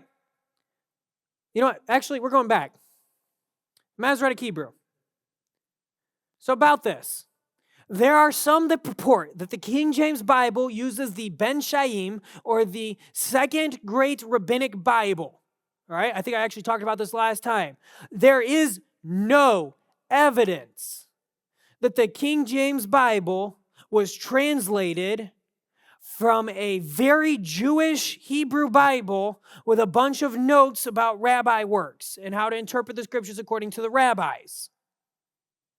I don't know who decided that we were going to propagate this idea in the King James Bible, and I am willing to be corrected on this, but I cannot find any non-King James biased groups. I can't find anybody acknowledging that if you look at the dates, the Second Great Rabbinic Bible would have just been printed in about 1540. All right? So chances are they're going to be looking at other manuscripts in that one. And if they did reference it, they're likely referencing the other text too. We don't really know what Hebrew but we do know, we can tell that they did reference the Masoretic Hebrew. What other stuff they referenced? Did they reference the first rabbinic Bible? Did they couldn't have done the Ben Asher, which is the Hebraica Stuttgartia that the modern versions use, because that didn't come out until later.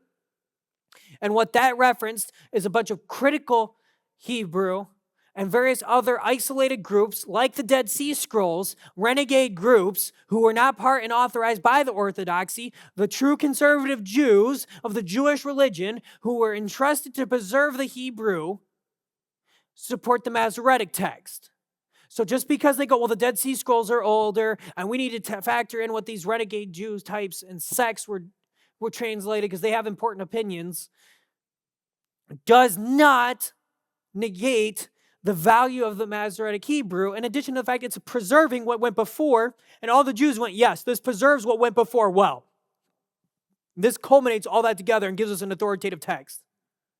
So the Jews told you, this is the one that sums up everything else well, and then you come over here as an American and go, hey, no, actually, you got this minor group over by themselves, the Essenes, they probably have a better, we need to take them into consideration.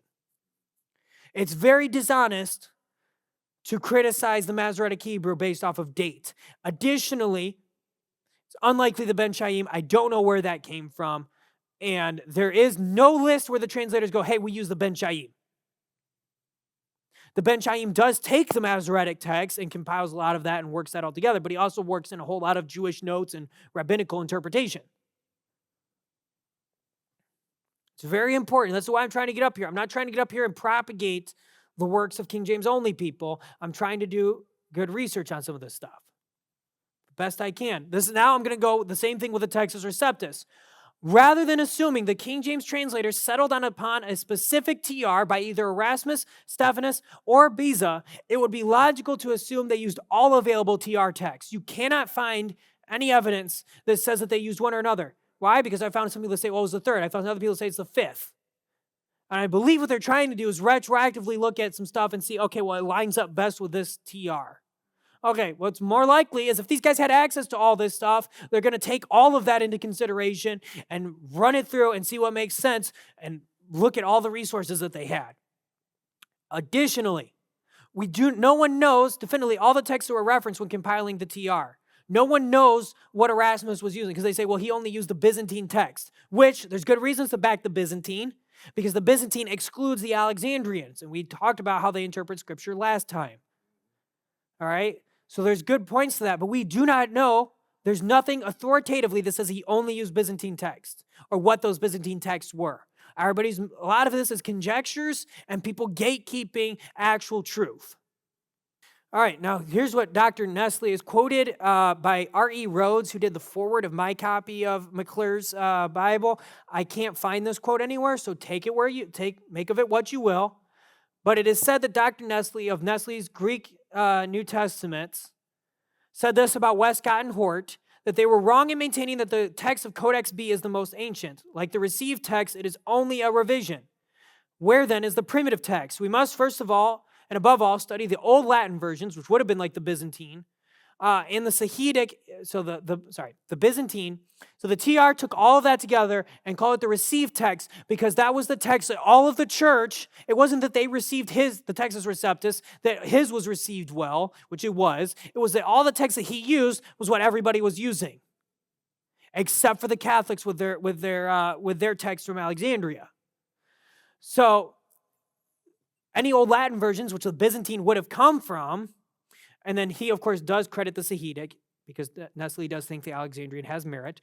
We shall perhaps find more old and good readings in the received text than we have been disposed to think existed there. So he's thinking, you know what? There could be some stuff being referenced in the received text that we don't know about.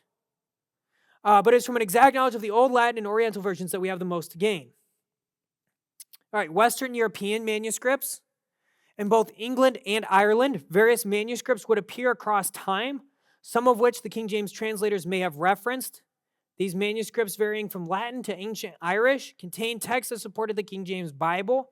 These texts were logically more in line with the conservative and literal King James Bible than the texts of Egypt. All right, so there's a few you're going to want to look at. For the sake of time, I can't go over all of them. But you have things like Irish Codex Harleianus. That's number 1023 in the British Museum Library. You've got Codex Bezae, which was found by Beza, and in my mind would have likely have been used in the TR, but nobody credits it in his edition of the TR. And then I would also recommend Codex Eusebius Primus, which is the one from which backs the Mark 16. It is not likely. Before I said that the King James gets it from this, we do not know for sure if the King James got it. I want to be very honest about this, okay? It does back the King James from Mark 16, so it shows that there were old manuscripts that backed it, but it is not, because it was in Ireland, and how Ireland's always been with England, they might not have actually accessed that one specific. But it does back the fact that this passage doesn't appear to just come out of nowhere, all right? I want to be very honest and upfront about this. Do some research and see for yourselves. But you remember, like I said, they're referencing all the things, they're referencing any text that anybody in the land wanted to send into. All right, wrapping up here with the revisions. All right, the early Cambridge revisions. So other than some of the initial ones, like right after, during 1611, things like that, the ones that you're really known for are the early Cambridge revisions, the 1629. Not much is known about that one, not even of King James onlyism bias. Cite revisions. So scholars, not even the ones that are King James only that are biased, they cite revisions as mostly having to do with printers' errors leading to improper word usages or punctuation errors. So that's just secular scholars even talking about it, or ones that aren't King James only. In 1638, Charles I, the son of King James, ordered this one to fix the typographical errors, and McClure cites that Dr. Boy and Dr. Ward were part of that revision process, Dr. Samuel Ward to be specific. All right, the standard edition of 1762 when they say that Dr. Thomas did it, he oversaw it. He was not the only scholar involved. Dr. Thomas oversaw that, and that revision occurred for the same purpose as the other two. That's a picture of it there. All right, this is the 1769 edition. They call it like the Blaney edition. Again, he's the one heading it up. He's not the only guy involved. Dr. Blaney, who was known as a Hebraist and would later go on to become Regius Professor of Hebrew at Oxford, helped create what is often cited as the closest to the edition we use today. You'll note that it's still not the same because they still spell testaments with a kind of like an F-looking thing instead of an S over there by the T. Helped create what is often cited as the closest edition what we use today. There would be a minor update in the edition in 1806, which McClure praises, but that was largely just to add back in the Apocrypha. Dr. Blaney is to credit for the use of italics in the Bible. This is another thing. People say that the King James translators are the ones that put in the italics. It was actually Dr. Blaney who went in there because he reviewed check on the stuff, he did actually pull out the various texts and make sure that nothing got lost in it being printed by a lot of people because it was so popular. So he went through and checked it, and whenever he saw a passage where they added in a word to add clarity, and that word wasn't necessarily in the text, he put that word in italics. So it was Dr. Blaney who founded that system. It was not the translators who get credit for this. I do not know why this was propagated among King James people. I see no evidence anywhere. He's the guy credited for the work. That's why it's very important to check what people tell you, even me. The American Bible Society, so they compared the London, Oxford, Cambridge, and Edinburgh editions to the 1611, and they found less than 24,000 changes. They assured, of all this great number, there is not one which mars the integrity of the text or affects any doctrine or precept of the Bible. Now, that is per Alexander McClure. I cannot find that study or gathering myself. All right, conclusion. All right, so to conclude, we see the masterful work that went into the King James Bible, the first peer review. We see the text involved, that there's really no limit to the amount of text that they use. They didn't narrow themselves down. It's not just, it's just based on the bishop's Bible. That's an oversimplification used to malign it, okay? It's dishonest and disingenuous. Do better if you're going to criticize the King James Bible, all right? Now, I argue, and see, I'm perfect Bible only. I'm not against the concept. Now, there are some are. I'm not against the concept that this Bible can be updated in editions, because the Bible that you hold in your hand was none of those editions that were up there. The spellings are still different. I am not convinced that I would entirely be opposed to somebody who went through and changed the spellings of color, neighbor, changed the spelling of show to have an O, and that's the one that, and that's an edition that's published in America. Now, I personally like that because, one, I like those spellings, but also, additionally, this is a Bible that works across all the English languages, and the majority of those still use those spellings, so it's still relevant.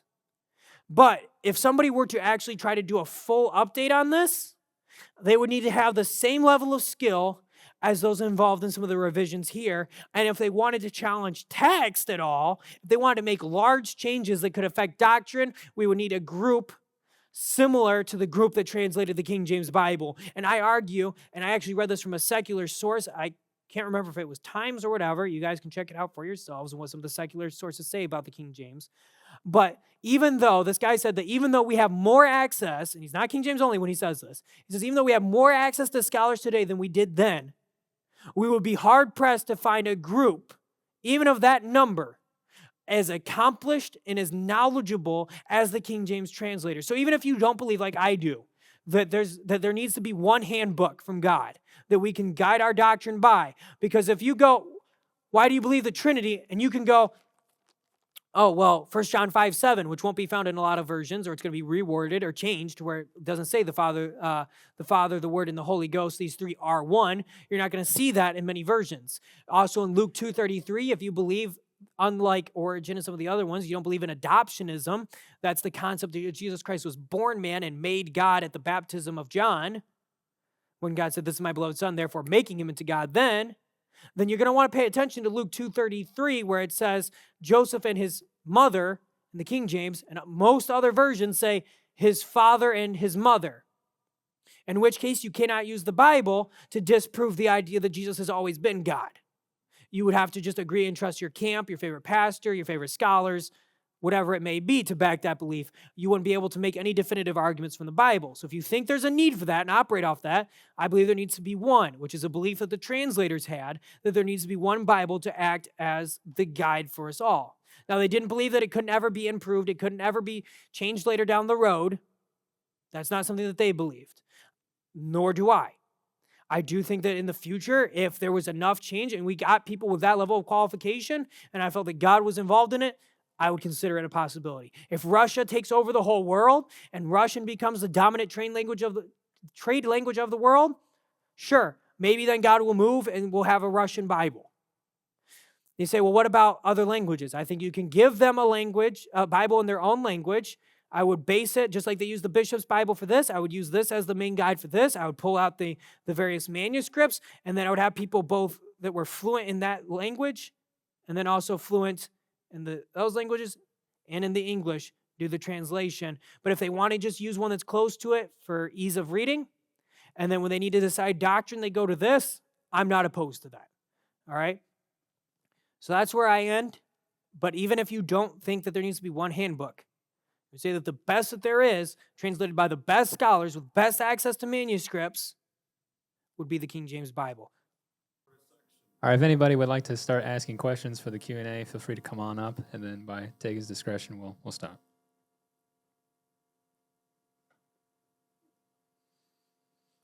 Tegan, you had mentioned how the guy who started the astronomy program at, was it Cambridge?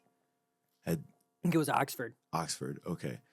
And when you were saying that, you said that the Bible dictates a geocentric astronomical view. Correct. Is that the belief that you hold and you think we should hold? Yes, I personally believe that if you interpret the Bible through prima facie literal interpretation, rather than believing the Bible was worded by men's understanding of the times, then you would need to believe it literally when it says in the Bible as a narrative. It's not like, if it was somebody like a guy saying, oh, the sun stopped, well, then I'd be able to give some credit and be like, okay, well, the Bible is quoting a limited human mindset. But when the narrative of the Bible says the sun stood still and the moon was stayed, I would have to believe that the sun stood still and the moon was stayed. And when you research the science behind it, the only true difference is a difference of motion. It really makes no effect or change on how everything gets to work. How space, it doesn't really throw everything off. It's all a difference of which one you believe is moving. And there are people, I believe it's Dr. Geraldus Bow, who's an astrophysicist, who's King James only, who has actually gone about teaching the science behind geocentrism, if you want to look into his stuff. But yes, I do believe that. Thank you.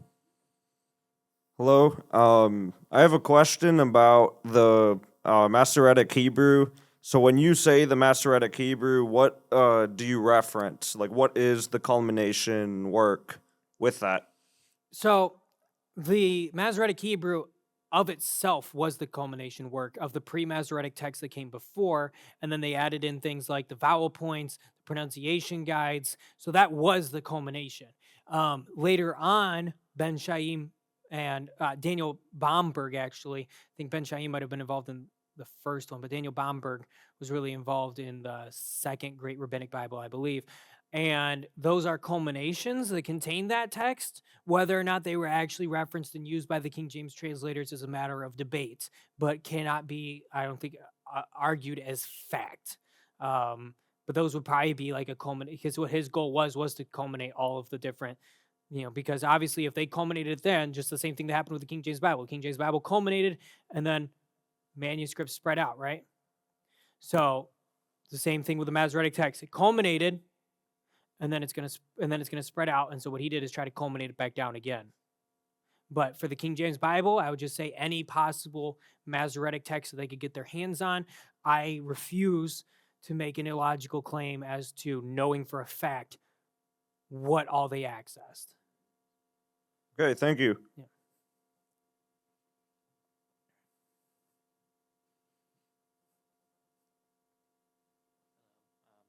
I just wanted to ask about, I think it was the Westminster's leader, Edward Lively. Okay, Dr. Lively. So you mentioned that he was passed away in the middle of the process of translation, and he was replaced. I just wanted to ask for some clarifications of that person in particular, any accomplishments he may have had. So you mean the one who replaced him? Yeah. I don't remember particularly if you mentioned him at Let all. me see if I can find him here for a second.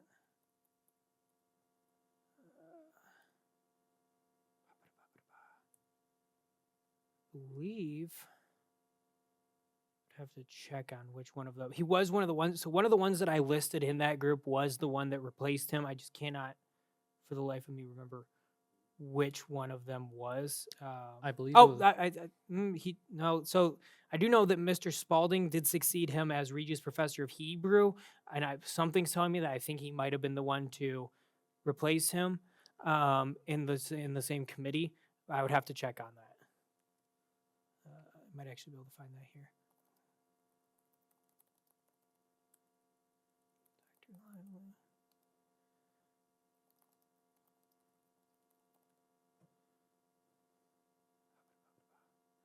Yeah, I may have to check into that, or if you want to do the research on it. I do know that it was one of those individuals that I listed off. So the individuals in that group, you've got, so you had Edward Lively, you had Roger Andrews, Andrew Bing, Lawrence Chatterton, Francis Dillingham, Thomas Harrison, John Richardson, and I'm pretty certain it was Dr. Spalding that replaced him, though. Thank you. Yep.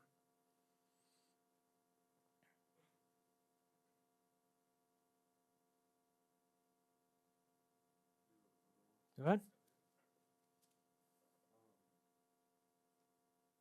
So I once read a little bit about the 1611. You have that as like an addition. You have the 1629 as an addition. A lot of citations to printer errors, and I've read that gives God glory through even working through people's weaknesses or failures, like the printing presses, the way they worked back then. Would you use the word additions or revisions for each year version of the King James Bible? And then I've got a tiny follow-up question after that. Okay, so the reason I think I referred to them as the revisions, but when I talked about them, I probably said additions. It's kind of splitting hairs. However, when you try to look up what are the King James revisions, you're going to get something like the Revised Version, the American Standard Version, the New King James, because those are all purported, and it's not really the case, but they're all said to be revisions of the King James Bible. So that's why I started kind of trying to refer to them as additions, because generally when you see people publishing a book and they make a change and they update something, it's like, it's the 5th edition, it's this edition, even though technically to make a new edition is to revise the previous edition. So that's kind of where the semantics get a little bit difficult. But if I had to be technical, I would say additions. Okay, thank you. And also, you mentioned something about the spelling for testament. It was there was no, from what I've researched, there's no exact English convention for spelling. People almost had some flexibility for how they spelled things during the 1611 edition. We would word it. So the follow, Right. Yes. Okay. But the lots of times what I mean by is not that they're using a different letter, because nobody was pronouncing it testaments, unless they had a speech impediment. But Yeah. the spelling would have still been pronounced testament, but just how they shaped the S I forgot the rules behind why they did that. But how they shape the S is something that we don't see today. So what I was trying to clarify is, because there's a lot of people that say, oh, I use the 1769. No, you don't. You use, in my case, this is Local Church Bible Publishers edition of the King James Bible. Okay? And you say, well, is that based on the Cambridge? Yes, it's said to be based on the Cambridge, because Cambridge is more favored of saying something like Ann Horse, A-N space H-O-R-S-E, because whenever there's a consonant, the letter H consonant before a vowel, and the vowel is very strong, they use "an" in front of it, whereas the Oxford ones that are, the editions that are more based on Oxford text would just say a horse. And I personally prefer "an," and I just like Local Church Bible Publishers works. The ones that I would say to watch out for are the ones that make changes to actual capitalizations and other things, particularly without notifying the readers. So I want to say it's World, I want to say it's Zondervan, are known for changing the capitalization of spirit in Genesis 1, when it talks about the Spirit of God moved upon the face of the waters. And they lowercase the spirit there, which is more in line with the concept of being just the essence of God. Whereas opposed to if you capitalize spirit, it dictates that you now have doctrine to show, because it says that by Christ the heavens were made, right? And then other places refer to the Father as having made it, right? It just talks about God, which is generally referencing the Father in the Old Testament. And then in this case, the capitalized spirit would dictate that the Holy Ghost, the Holy Spirit, was involved in the creation process, showing all three involved. And that I do know that some brothers and sisters have brought up some other changes in Proverbs and things like that, which I don't know why you would go ahead and make changes like that while purporting to be addition of the King James Bible without really making those changes well known. But that is something to keep an eye out for. But I don't go around saying that there is one inspired edition of the King James Bible. This is my follow-up. You're welcome to. Not for the joke thing, but For the, I heard once that like King James didn't want the Bible named after him. There were some ideas posited for that. Again, I could be wrong. Like this is just something I heard, so I don't even know if I would say it's true. Is there? Do you think it matters whether people call it the authorized version or the King James Bible, or it doesn't really matter? And No. then, Generally, I avoid saying the authorized Bible or the authorized version. Lots of times I steer clear personally of saying version because I believe it's yeah. the Bible, not a version of the Bible, right? Now, is it splitting hairs? Yes. Is there anything wrong? No. I'm just being particular because that's how I am. If somebody wants to say authorized version, sure, but just be prepared to explain to somebody every time you say authorized version what the authorized version is, because in common vulgar tongue, we all say King James Version or King James Bible. Now, if I do have the choice, I actually say King James Bible, just because it lets me say Bible, but it also lets me use King James, which is what most people are going to recognize it under. Okay, thank you. Yeah. Oh, and to answer the part about King James preference, I have not seen anything that said King James had a preference. It was called the authorized version. I don't think he went around saying, hey, guys, call it the King James Bible. But I don't see any statements from him saying, hey, don't call it the King James Bible. It was called the authorized Bible, and people who were like, hey, let's just call it the King James Bible because it was brought to us in part because of King James' decision. So.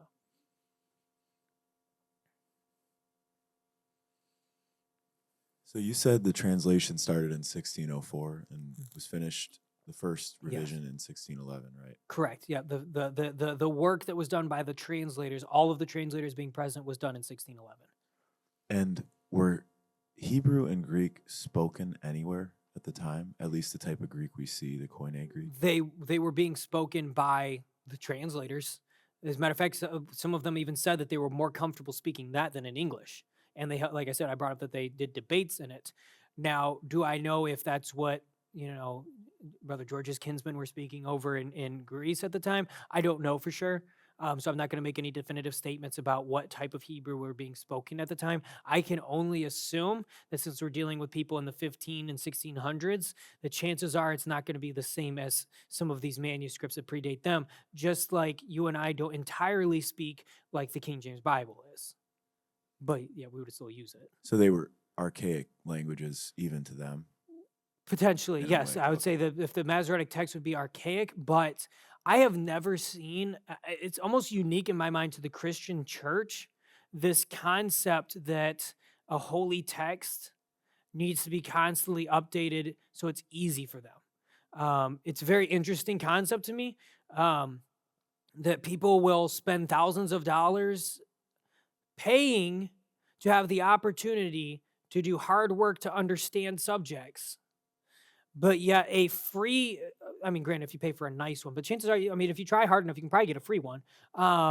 King James Bible that doesn't cost you anything to necessarily study, people struggle at, despite the fact it's their own mother tongue. And if they put half the time they put into studying biblical Hebrew so that they can just grab a lexicon, it was actually, I think it's the New York Times that said this of this practice. They said, to criticize the King James Bible by one's perception of what the rendering should be would be like adjusting Big Ben to your pocket watch, which is fascinating. And for people who want to appeal to authorities and appeal to scholars, I bring that up. But yeah, it's very interesting to me because I don't think the Hebrews had any problems with it because, like I said, the Masoretic text is their authoritative text. And I don't see where, and it's interesting, like if you look at media, you see like various fandoms and things like this. Lots of times their fictional holy texts use things like these and thous, and you never see anybody in that fandom go, oh my goodness, I can't understand what they're saying in this prophecy that's being used. No, they understand exactly what's going on in that prophecy. They don't complain about it. And matter of fact, I have known people who will take the time to figure out the whole lore of Lord of the Rings, and learn Elvish, a whole nother language, fictional language, which profits not. Like, look at what you want to do for fun is another thing, and the merits and the poorness of Lord of the Rings is a debate for another time. But then to complain that, the King James Bible is so hard to be understood is ludicrous to me. Pardon me for going on a little bit longer about this, but I actually just had a conversation with one of my dearest friends last night about this, and she's like, every time I read the King James, it's just really hard for me to read. And she's like, and I've had people talk. She used one example of somebody who came from somebody help me out here. What's the language that Pennsylvania Dutch. Never mind, I got it myself. Pennsylvania Dutch person had been using this for years, and when they got a Pennsylvania Dutch Bible, they were crying because they could actually understand it a lot better. And I said, okay, well, here's the thing. Let the guy have his Pennsylvania Dutch Bible, but when he needs to decide on a matter of doctrine, and I'm kind of reluctant to do that because then you have more familiarity with that than the one that gives you your doctrine, but let him have that. And then when he needs his doctrine, let him go to this.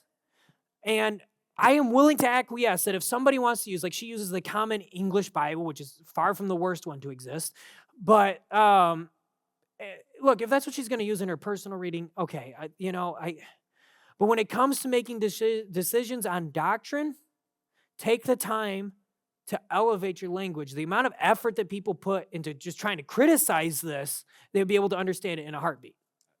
And follow-up question. So the reason I asked that is no one on the translation committee could have spoken Hebrew or Greek as their native tongue. But, okay, I'll put it this way. They weren't born, right? So therefore not native. However, it is said that they spoke it so well that they achieved that level of fluency, which, that's a matter of debate among language studiers as to whether or not somebody can ever achieve native speaker status. Contemporaries of the time said that they were more comfortable doing that than their own native tongue, which is English, which I would argue then means that they have at least pretty darn close to native speaker status. Brother George, I would say he's conversational Greek, so I wouldn't say necessarily native speaker, but that's to an extent native, right? Because your parents they spoke that, right, George? Right, so they spoke that, so George is around that, but he can't even have the debates in the Greek language, which would have been theological Greek, so the Greek used in the Bible. They had debates and debated their ideas, and I actually talked to Brother George about this the other night. He can't do that. He can't have a debate with me about the Trinity or whatever, or about anything really probably in Greek. So I guess it doesn't diminish just how scholarly. As a matter of fact, I would argue that they were probably more familiar with those theological languages than the natives were familiar with those theological languages, because the natives probably aren't speaking in that dialect anymore. Now, they may reference it like the Jews with the Masoretic text, but they're likely not going to take the time. Maybe I'll say this, I don't know. So maybe the religious leaders, like the rabbis, maybe they talked like that in their debates, just like these guys did. But I would say that these guys had enough competency to be far beyond somebody grabbing a lexicon or far beyond most scholars that we have today. Okay, thank you. Yeah.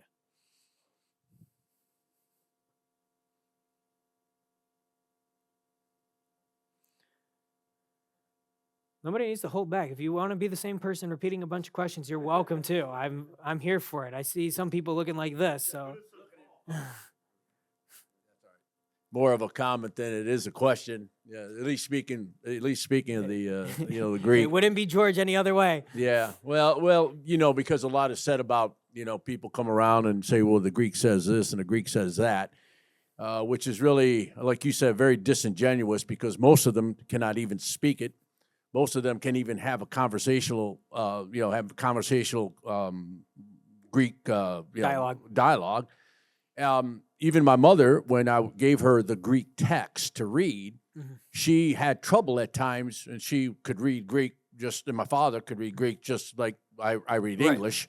But when I gave her the Greek text to read, let's say, I don't remember which one it was, I think it was Bezos, but it doesn't really matter. Bezos, Yeah, it doesn't really matter. But when they were reading it, as I said, Mom, just read it, and she would read it, okay? Sometimes she had trouble to actually read the text, okay? Sometimes it was really simple. It went really simple for her, and I said, well, is that because of the Greek has changed? And she goes, well, yes, even some of the pronunciation, even some of the way that it was spelled, things like that, she kind of struggled through. And at times I said, well, can you explain that to me? Because I know the text. So I gave her John 3:16. Well, explain that to me, Mom. Here, you read it Greek. Well, she wouldn't do a very good job explaining that to me. Right. And so this is the argument that I have with people, and again, like went over these scholars and where they were at and all the years and the time spent and how they worked together, compared to the ones today, and they were from different backgrounds and things like that, even different belief systems. really always troubled me when people stood up there and they just troubled me. When the Greek word, okay, I pretty much shut them off because, and I had enough with one guy when that happened, and I went up to him and I said, "Here's a Greek text, read it." Right. And he couldn't even read. Right, because they have to pull out a lexicon And so act I like they're an said, expert. I said, so exactly what is your point? It's like asking me to go to a first or second grader who can barely read, and then he's going to tell me what it actually means. Mhm. If you can't even read, you're telling me this Greek word says this or this says that, and you can't even actually read. You can't even read, and they tell me textually what verbs and adjectives are in the Greek and things like that. That Right. never made any sense to me. So Right, it's like a presupposition because most of the time they're bringing up Pascha, right, over in Acts. It's like the biggest one that they go Correct. to. And I saw one guy try to say, well, that's King James's rule of using the ecclesiastical term instead of using. One, there's no evidence of that. There's nowhere in the rules where King James said you guys need to. He mentioned church to congregation to church. He never said Passover to Easter. And when you look at the Greek, when you look at the context of the whole thing, there's a reason why you would interpret that word differently. I'm sure Ada could probably speak to this same thing with Spanish. Like one word on its own can probably have a bunch of different meanings, but if you put that in a sentence or probably even a paragraph, it could mean something completely different.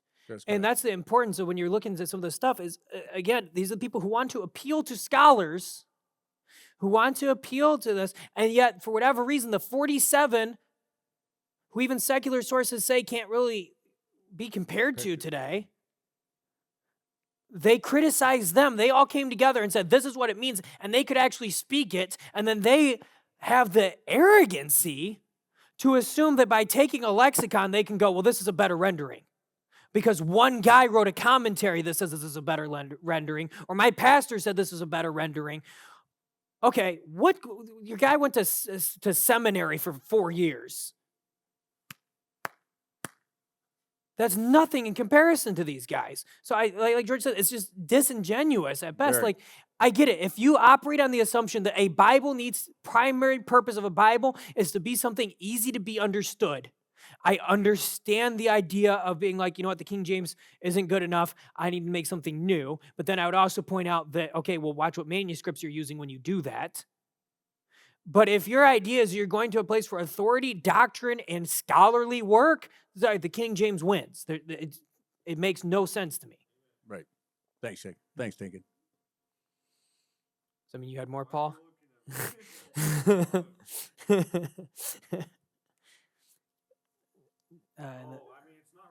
There's the microphone's up there.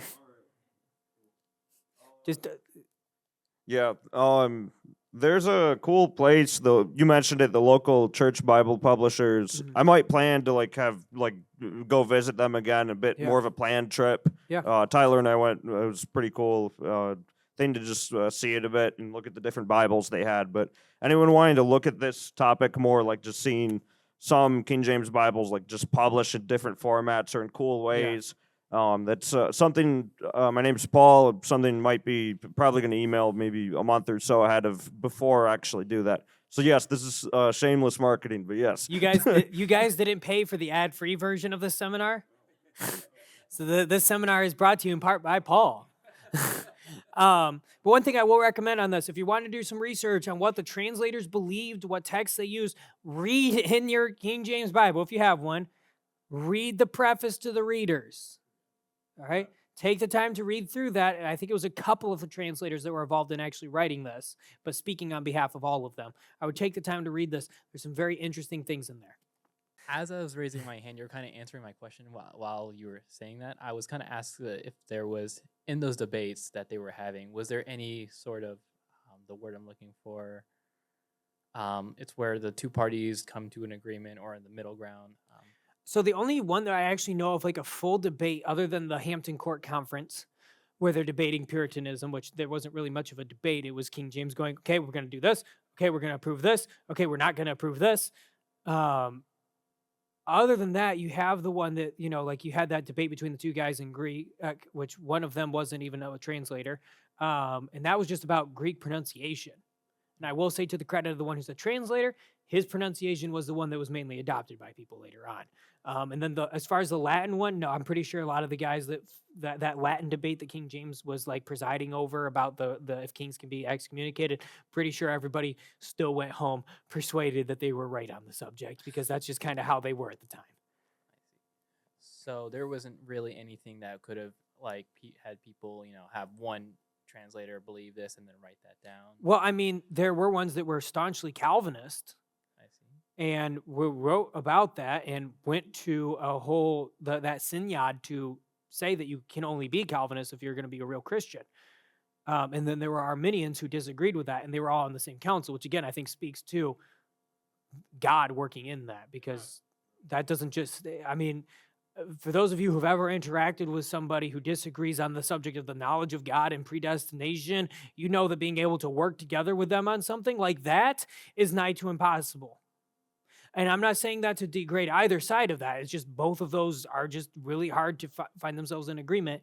And so I would have to say, I think that's the hand of God. I see. So with that in mind, do you think that, is there any like other, I would say, articles of these people mentioning their disagreements in these things whatsoever? I mean, you can, if you take the list of the translators, you can read some of their writings. Some of them wrote books. Some of those are in the public domain, and you can access those freely. I actually saw the University of Michigan actually provides quite a lot of those online for your reference to actually look over. But they wrote a lot of different things, anything from writing on usury to writing on Christian lifestyle to writing on whether or not Calvinism was okay. But it wasn't really much that they were having disagreements with each other as individuals, as much as lots of times they were writing like open letters to the church, or than they were actually like going after each other, like you see more today, where there's, I'm going after this particular person. You actually start seeing that happen later on when people started attacking some of the translators retroactively because they were Presbyterians hating on the Arminians. You'll see some of that.